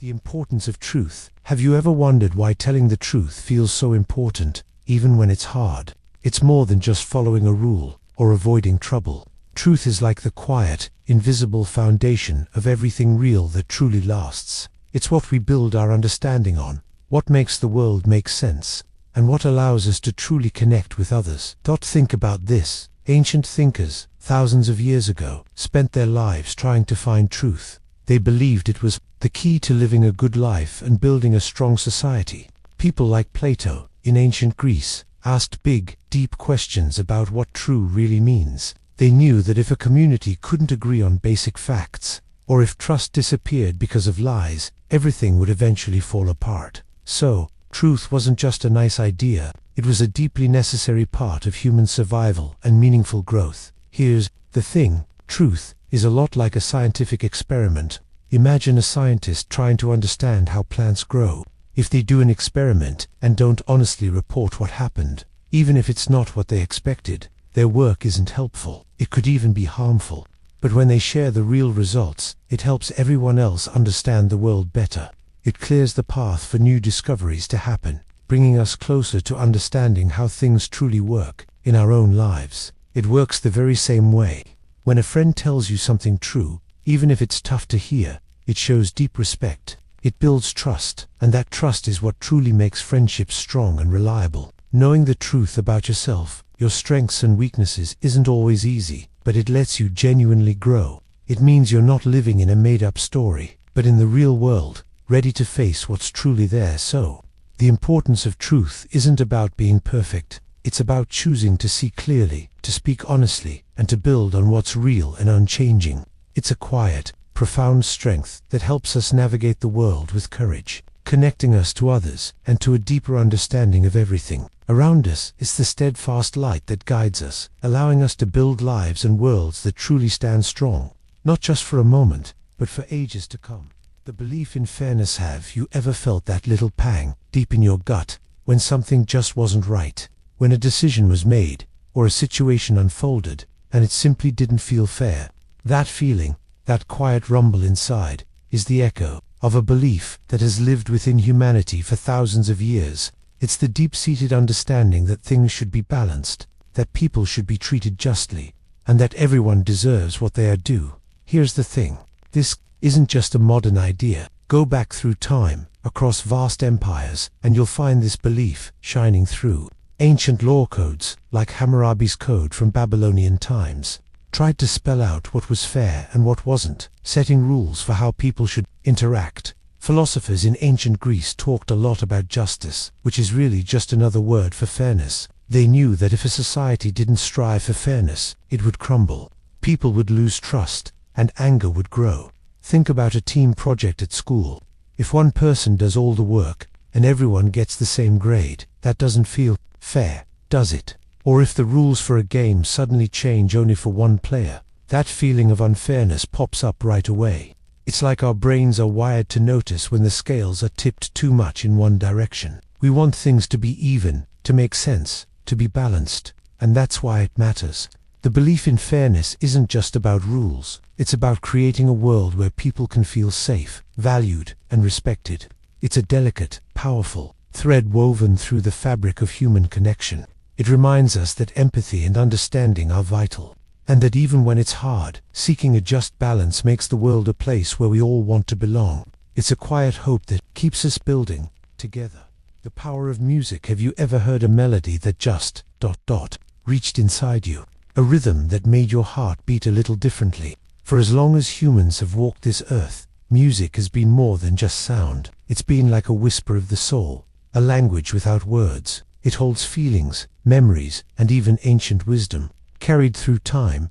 Think about it. Before written history, people hummed, chanted, and drummed. They used music in their most sacred ceremonies, to tell stories by firelight, and to comfort babies to sleep. Empires rose and fell, their grand buildings crumbling to dust. But the songs, or at least the idea of how music could move you, lived on. From the quiet lullabies sung in ancient homes to the powerful calls of trumpets leading armies, music shaped how people thought and felt. It's a belief in a shared human heartbeat, a deep connection that bypasses logic and goes straight to the spirit. It reminds us that no matter the age or the place, humans feel. You know how when you hear a specific song, it can instantly take you back to a moment, maybe to a warm summer day with friends, or a quiet evening with family. That's music acting like a gentle time machine, or a special key.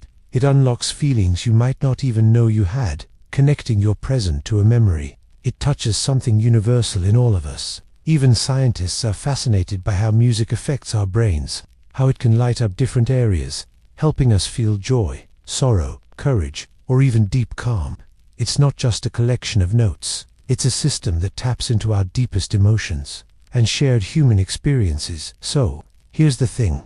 Maybe music survives because it reminds us we're not so different after all. It speaks to the parts of us that feel joy, that feel loss, that hope for something more.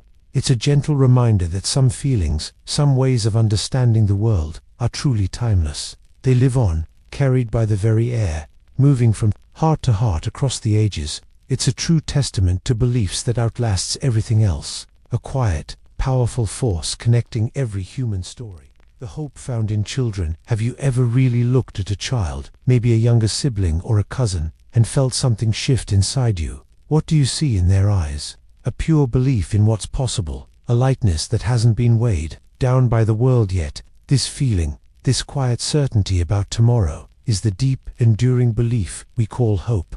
For thousands of years, even when empires crumbled into dust, the belief in the future never truly died. Why? Because children were always being born. Think about it. When empires faced huge changes, people didn't just give up. They kept planting seeds, telling stories, and raising their kids. They taught them what they knew, not just to remember the past, but to build a new future. This act of nurturing, of teaching the young, is one of humanity's oldest and most powerful beliefs. It's a silent promise across time. Imagine a tiny, dark seed. It doesn't look like much, does it? But inside that seed is all the potential for a towering oak tree, for green leaves, and new life. You plant it, you water it, you believe it will grow. That's a lot like how we look at children. Each one is a tiny seed of tomorrow, holding countless possibilities. Their fresh way of seeing the world reminds us that even after the storm, the sun will rise again. So, when we talk about beliefs that survive empires, the hope found in children is perhaps the most powerful of all. It's not just a wish, it's a deep, human understanding that life renews itself, that joy can follow sadness, and that even in the toughest times, there's always a new generation ready to imagine a better world. It's the quiet, beautiful strength that keeps humanity moving forward, one small step, one hopeful heart at a time. The wisdom of the earth. Have you ever just sat quietly outside, maybe in a park or by a stream? Sometimes, if you really listen, it feels like the earth itself has lessons to share. Many of the oldest beliefs, the ones that survived through thousands of years and countless changes, came from listening to our planet. People long ago didn't just read about these ideas, they felt them in the wind, saw them in the changing seasons, and understood them through the very ground they walked on. Think about people who lived before big cities or even books. Their whole lives were deeply connected to the land. They watched the sun rise and set, saw how tiny seeds grew into food, and understood the powerful rhythms of nature. This wisdom wasn't written down in fancy words or complicated rules. It was living knowledge, found in how they lived their daily lives, how they respected animals, and how they shared precious water. They learned about balance from nature, how taking too much or giving too little could harm everything. They saw that everything is connected, like threads woven into a giant, beautiful fabric. When one part struggled, the whole suffered. This understanding helped them survive and thrive. Here's an example. Think about a tree. It doesn't rush to grow big. It stands strong through harsh storms and quiet, sunny days. It loses its leaves every autumn, but then new ones always come back in spring.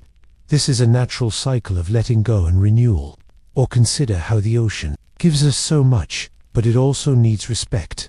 If we take too much, or don't care for it, it gets sick. This shows us that living in harmony, not taking more than we need, is truly important.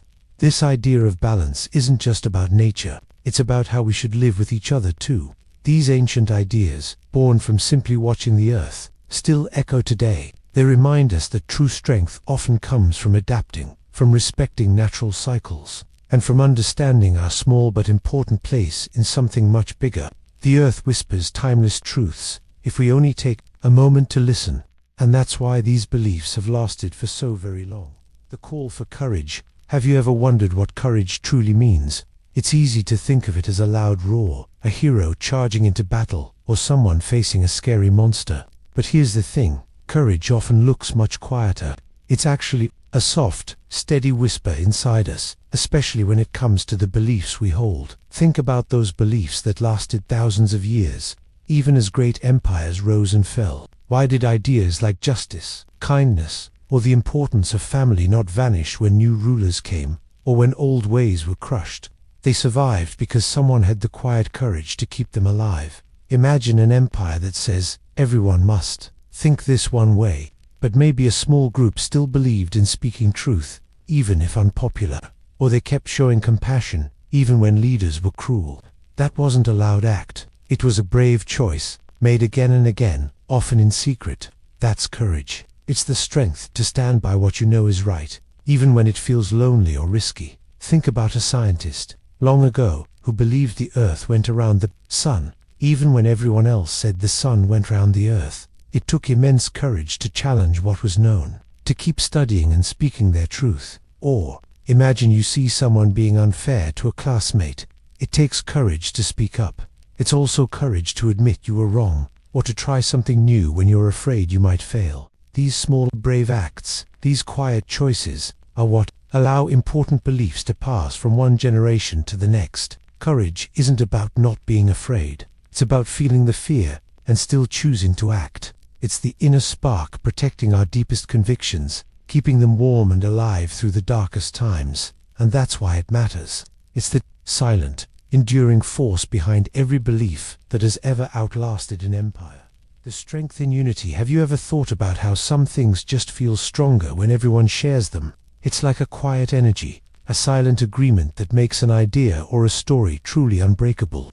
Here's the thing, when many people believe in something, really believe in it, that belief becomes incredibly powerful. It's no longer just one person's thought, fragile and easily lost. Instead, it becomes a part of a larger, shared memory. Think about it this way. Empires rise and fall, great kingdoms are built, and then turn to dust. But often, the ancient stories, the simple customs, or even deep feelings about what is right and wrong, they somehow survive. They float above the wreckage of old worlds. This happens because people held on to them together. They passed these beliefs down, sometimes quietly, through generations, like a whispered secret or a treasured song. It was the shared knowing, the collective memory, that kept these beliefs alive, even when powerful rulers tried to erase them. Imagine a single, thin strand of thread. You can snap it easily, right? But now, picture hundreds, even thousands, of those same threads twisted tightly together. What do you get? A strong, unyielding rope. That rope can lift heavy weights, tie things down, and last through tough storms. A belief is a bit like that. One person holding it might feel vulnerable, but when a whole community, a whole culture, shares that belief, it gains the strength of a mighty rope. It becomes something that can't be easily broken or forgotten. So, the strength in unity isn't just about power, it's about connection. It's about people finding comfort and purpose in sharing something deep and meaningful. This shared belief creates a kind of invisible shelter, protecting not just the idea, but also the people who hold it. It reminds us how much we need each other to carry forward the things that truly matter. The idea of purpose. Have you ever paused and thought about why anything exists at all? Why do we do the things we do? This quiet question, why, is actually about something huge, the idea of purpose. It's a belief that has echoed through time, from the very first civilizations to our world today. Think of it like this. Purpose is the deep reason behind something. It's the what for. It's not just about surviving each day. It's about why we survive, why we build, why we create art, or why we even connect with others. For thousands of years, people across different lands and cultures wondered about this. Ancient Greek thinkers, for instance, spent their lives asking about the purpose of human existence. Early spiritual traditions often taught that everything, from a tiny stone to the biggest star, had its own unique place and a reason for being. This powerful idea helped people make sense of their often challenging world. It gave their lives direction, a sense of meaning, and a quiet strength, even when great empires rose and fell around them. This longing for why helped beliefs last through ages. Here's an example to consider. Imagine a tiny seed dropped into the soil. Its purpose isn't just to sit there. Its purpose is to grow, to push towards the light, to make leaves, and eventually to bloom or produce fruit. It has an internal drive, a silent why, that guides its entire journey. In many ways, we're a bit like that seed. We too have our own inner urges, our own quiet reasons for being and growing. Finding your purpose isn't always about discovering one grand, obvious answer. Often, it's found in the small choices you make every day, in the way you treat others, or in the things that make you feel truly alive. It's the deep feeling that your actions matter, even in a small way. This sense of why helps us navigate through life's currents, giving our personal journey a gentle but powerful direction. It's a quiet understanding that has kept countless people moving forward for ages, connecting them to something bigger than just themselves. The comfort of knowing yourself. Have you ever felt a little lost, like a ship without a map? That feeling, it's often because we haven't quite found our own true north.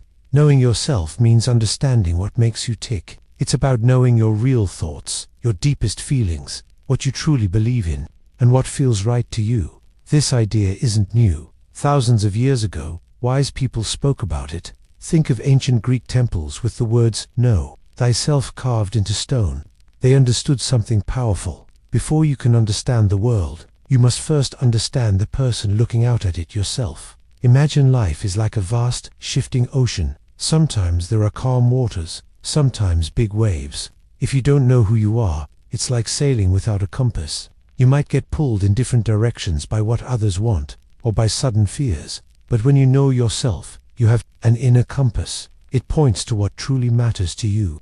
Maybe your compass tells you that being kind is more important than being popular, or that learning something new brings you joy more than winning a game. This inner knowing helps you choose your path, even when the winds change direction. That it's a quiet strength. It's the comfort of standing firm, even when everything around you feels uncertain. When you are truly connected to who you are, you find a steady peace inside. It's like having deep roots, no matter how strong the storm. This belief that knowing yourself brings comfort and strength has helped people through countless challenges. Empires rise and fall, but the quiet wisdom of understanding your own heart, that feeling of being truly you, remains. It's a gentle reminder that your most important journey is always inward, towards your own quiet, steady light. The beauty of a challenge. Have you ever wondered why solving a really tough puzzle feels so good? Or why, after a hard workout, your body feels tired, but also stronger, maybe even proud? It's a strange thing, isn't it? We often try to avoid hard stuff, but there's a quiet power, a deep beauty, in facing something difficult. Here's the thing, challenges aren't just blocks in our path. They are like the wind that makes a tree's roots grow deeper. Think about the beliefs we've talked about, the ones that have lasted through time, through empires rising and falling. These weren't just easy ideas. No, many were forged in fire, tested by doubt, and strengthened by people who had to fight for them, or live by them when it was incredibly hard. For centuries, people have understood this. Ancient philosophers didn't just wish for an easy life.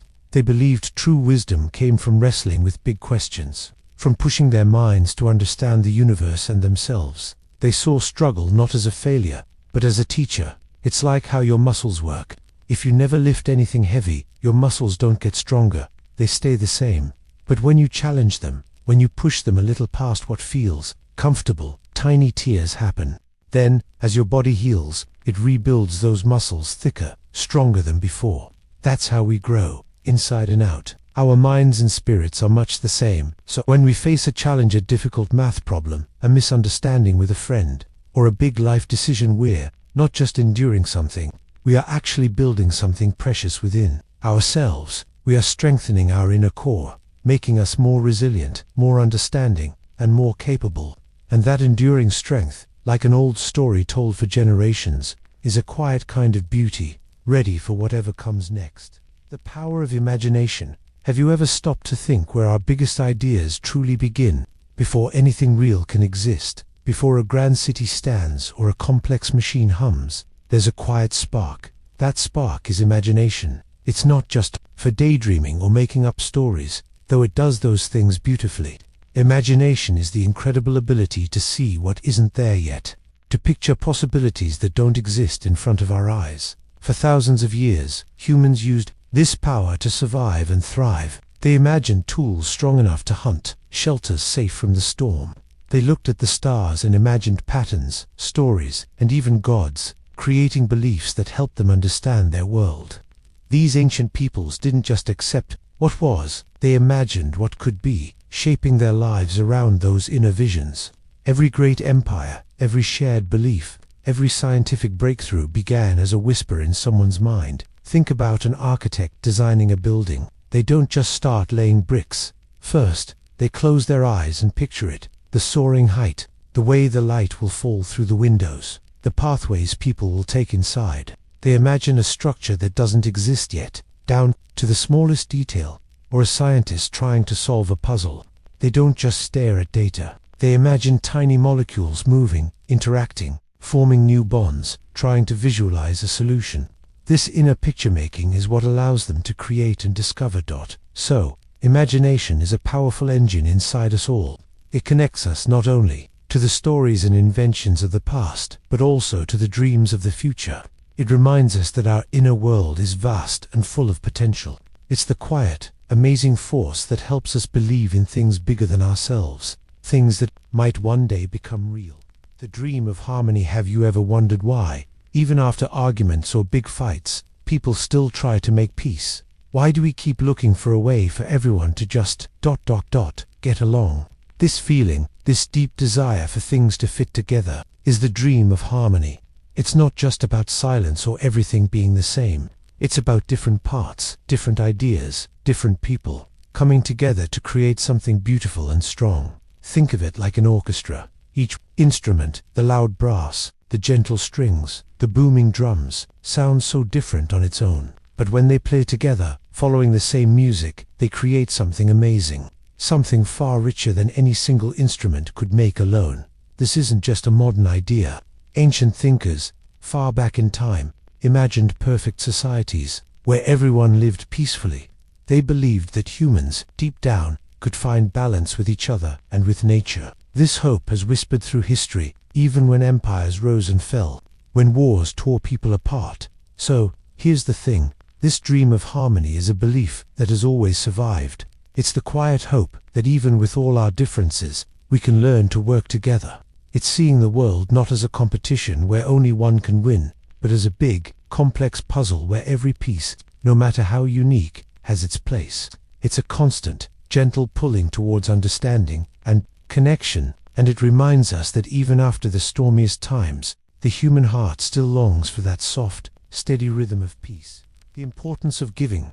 Have you ever noticed how giving feels different than taking? What is it about sharing, about offering something of yourself, that settles so deeply in the heart? It's more than just exchanging things. It's about sharing, a smile, listening when someone needs an ear, or offering help without expecting anything back. This simple act of giving, whether it's your time, your kindness, or a part of what you have, connects us in a way few other things can. This isn't a new idea. For thousands of years, across countless cultures and civilizations, the importance of giving has been a guiding light. Ancient thinkers, long before our time, understood this deep truth. They saw that a community, a family, or even an empire thrived when people cared for each other, not just themselves. It wasn't about wealth or power. It was about the strength found in mutual support. This belief, simple but powerful, has outlived many mighty kingdoms. Think about dropping a pebble into a still pond. A small thing, right? But those tiny waves spread out, getting wider and wider, touching the whole surface. One small act of kindness is like that pebble, helping a classmate understand a tough problem, or just really listening when a friend is upset. A warmth spreads through you, doesn't it? Your brain actually releases chemicals that make you feel good, like it's built into us to find joy in helping. This belief in giving isn't just a fleeting feeling or a polite rule. It's a powerful thread woven through human history, a quiet wisdom that has guided us through times of plenty and times of struggle. It reminds us that we are all linked, part of something bigger than ourselves. It's a simple truth that has helped us build, heal, and hope, age after age. It shows us how small acts can carry the biggest meaning.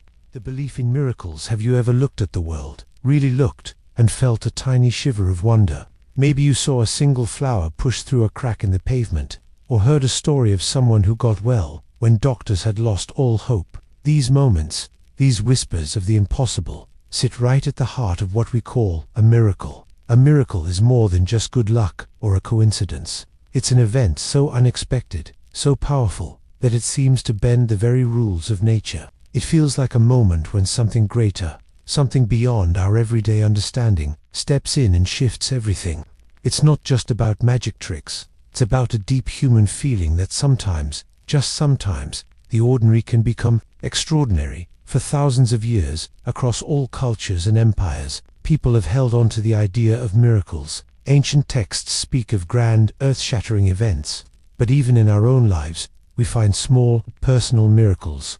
A lost pet returning home after years, a sudden invention that changes lives, or finding strength you never knew you had when faced with something truly hard. This belief tells us that even in a world full of facts and figures, there's still room for wonder, for unexpected grace. It's a way we hold on to hope when things look bleak. Think about a small, injured bird, fallen from its nest. By all accounts, it shouldn't survive. It's so fragile, so vulnerable. Yet, sometimes, with care and an almost unbelievable will to live, that tiny bird recovers. It learns to fly again.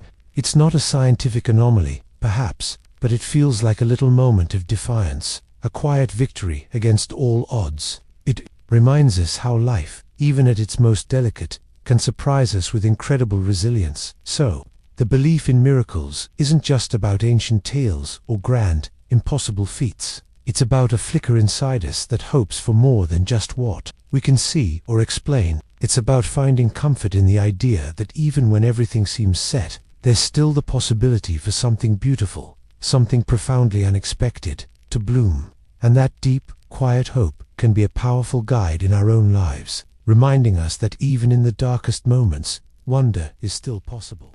The wisdom of reflection. Have you ever looked at a still pool of water and seen your own face looking back? Maybe a bit blurry, but there, that moment, that quiet pause where you see yourself, is a lot like reflection. Not just seeing, but truly thinking about what you've experienced, what you believe, and why. It's a quiet journey inside your own mind, a moment of deep, thoughtful understanding. For thousands of years, people have known how important this is. Ancient thinkers, sitting in quiet gardens or writing on old scrolls, spent their lives reflecting. They didn't just accept things as they were. Instead, they asked, why do we feel this way? What does this belief truly mean? How did we get here? And where are we going? This act of looking back, of replaying moments and ideas in our minds, is what builds true wisdom. It's how we learn. Think about a time you tried something difficult, like learning a complicated piece on a musical instrument, or maybe understanding a tough math problem. You probably didn't get it perfectly the first time. You played a wrong note, or you got the answer wrong. But then, if you paused and thought about it, where did I go wrong? What did I miss? What should I try differently next time? That's reflection. It's not just correcting a mistake. It's understanding the reason for the mistake. It's figuring out the deeper pattern. This simple act helps you grow. This is how beliefs, too, have lasted through centuries. People didn't just pass them down blindly. They reflected on them. They asked if the belief still held true in new times, if they still offered comfort, or if they still helped people live better lives. And when they found that inner truth, that deep meaning, the belief became stronger, like a river carving its path through stone. Reflection isn't about finding easy answers. It's about finding a deeper connection to the truth that lies within us and around us. It's how we truly carry wisdom forward. The call to protect our planet. Have you ever stopped to really look at a tree, or feel the wind on your face, and think about how special this planet is? For thousands of years, long before science maps and satellites, people felt a deep connection to the earth. They didn't see the land just as dirt or a place to build. They saw it as alive, as a mother, a provider, or even a wise, ancient spirit. Many ancient cultures, from Native American tribes to the early Greeks, believed the earth had a soul. They understood that everything, the rivers, the mountains, the animals, was connected. If you harmed one part, you harmed the whole. This wasn't just a nice thought. It was how they survived. They knew that if the soil died, so would their food. If the water became poisoned, so would they. This belief in the earth as something sacred, something to protect, wasn't just a rule. It was a way of life, passed down through stories and traditions, because it simply made sense. Think about your own home. You wouldn't intentionally make a mess or break things in your own room, would you? You take care of it, maybe clean it up, because it's your space. It's where you live, where you feel safe. Our planet is like that, but on a much bigger scale. It's our shared home, not just for us, but for every living thing, and for generations yet to come. So, this old belief, this call to protect our planet, isn't about some distant, dusty idea. It's a quiet reminder right now that we are all part of this vast, breathing system. Caring for the earth is caring for ourselves and for each other. It's a profound act of kindness, a recognition that the well-being of our world is tied to our own peace, and that's why it matters. Because the earth is not just where we live, it is who we are. The strength in adapting. Have you ever thought about why some stories, some ideas, seem to last forever? They're like ancient rivers, flowing through ages. even when the land around them changes. You might think beliefs that survive are unmoving, rigid, like a stone mountain. But here's the thing, often their strength comes from something else. It comes from knowing how to adapt. What does it mean for a belief to adapt? It means it can bend without breaking. It means finding new ways to fit new times, new cultures, even new discoveries, all while holding on to its deep core truth. Imagine a seed that sprouts into a plant. That plant learns to lean towards the sun, to grow around rocks, to find water where it can. It changes its form a little, but it never stops being that plant, rooted in its purpose. That's how some beliefs survived, empires falling, and new worlds rising. Think about the idea of community or kindness. People have believed in the importance of helping each other for thousands of years, but what that looks like changes. Long ago, it might have meant sharing food in a small village. Today, it might mean donating online to a charity on the other side of the world, or cheering up a friend with a text message. The core belief in kindness stays, but how it plays out, how it fits into our lives, can shift and grow. So, this ability to adapt isn't about giving up what's true.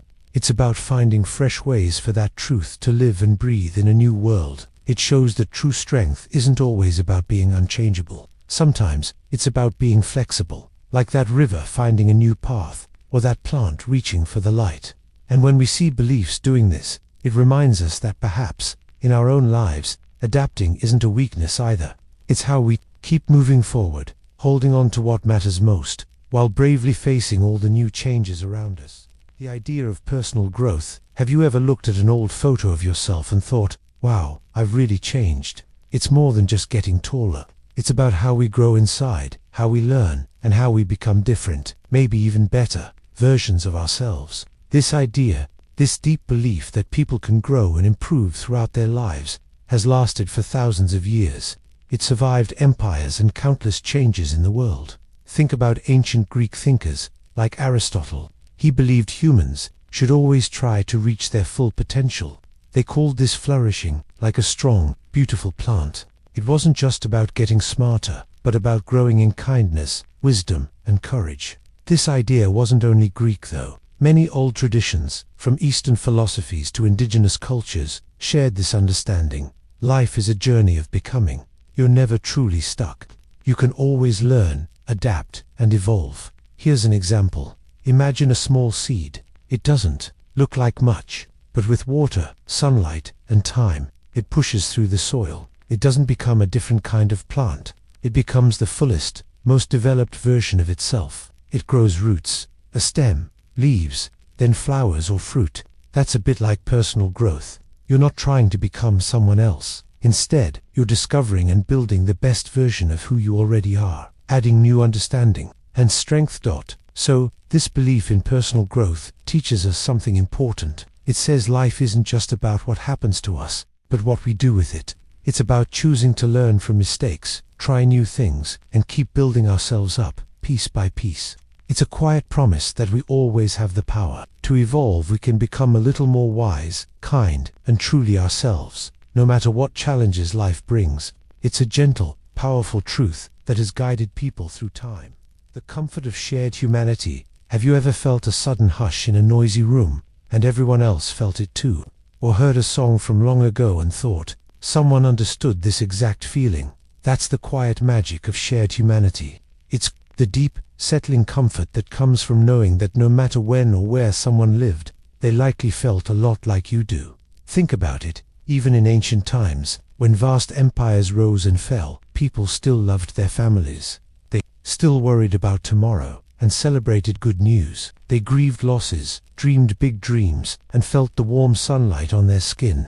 The feelings written in old poems, etched on stone tablets, or whispered in ancient prayers, are often just like ours. A parent's love for their child, the fear of the unknown, the joy of a good harvest. These aren't new feelings. They've been part of us, human beings, for thousands of years. This thread of shared emotion runs through all of history. Here's a way to think about it. Imagine someone from ancient Rome. They might wear a toga, live in a stone house, and use scrolls instead of books. But if you showed them a picture of a sunset, they'd see the same beautiful colors. If you told them a sad story about losing a pet, they'd understand that ache. That feeling of understanding, even across centuries, is the core of shared humanity. It's like how every human body needs food, water, and rest to survive. Our hearts and minds also need similar things: connection, understanding, and the knowledge that we belong. This understanding is a quiet comfort. It means that when you feel joy, or sorrow, or wonder, you're never truly alone in that feeling. Someone, somewhere, at some point in time, has felt something very similar, and that's a belief that has truly survived everything.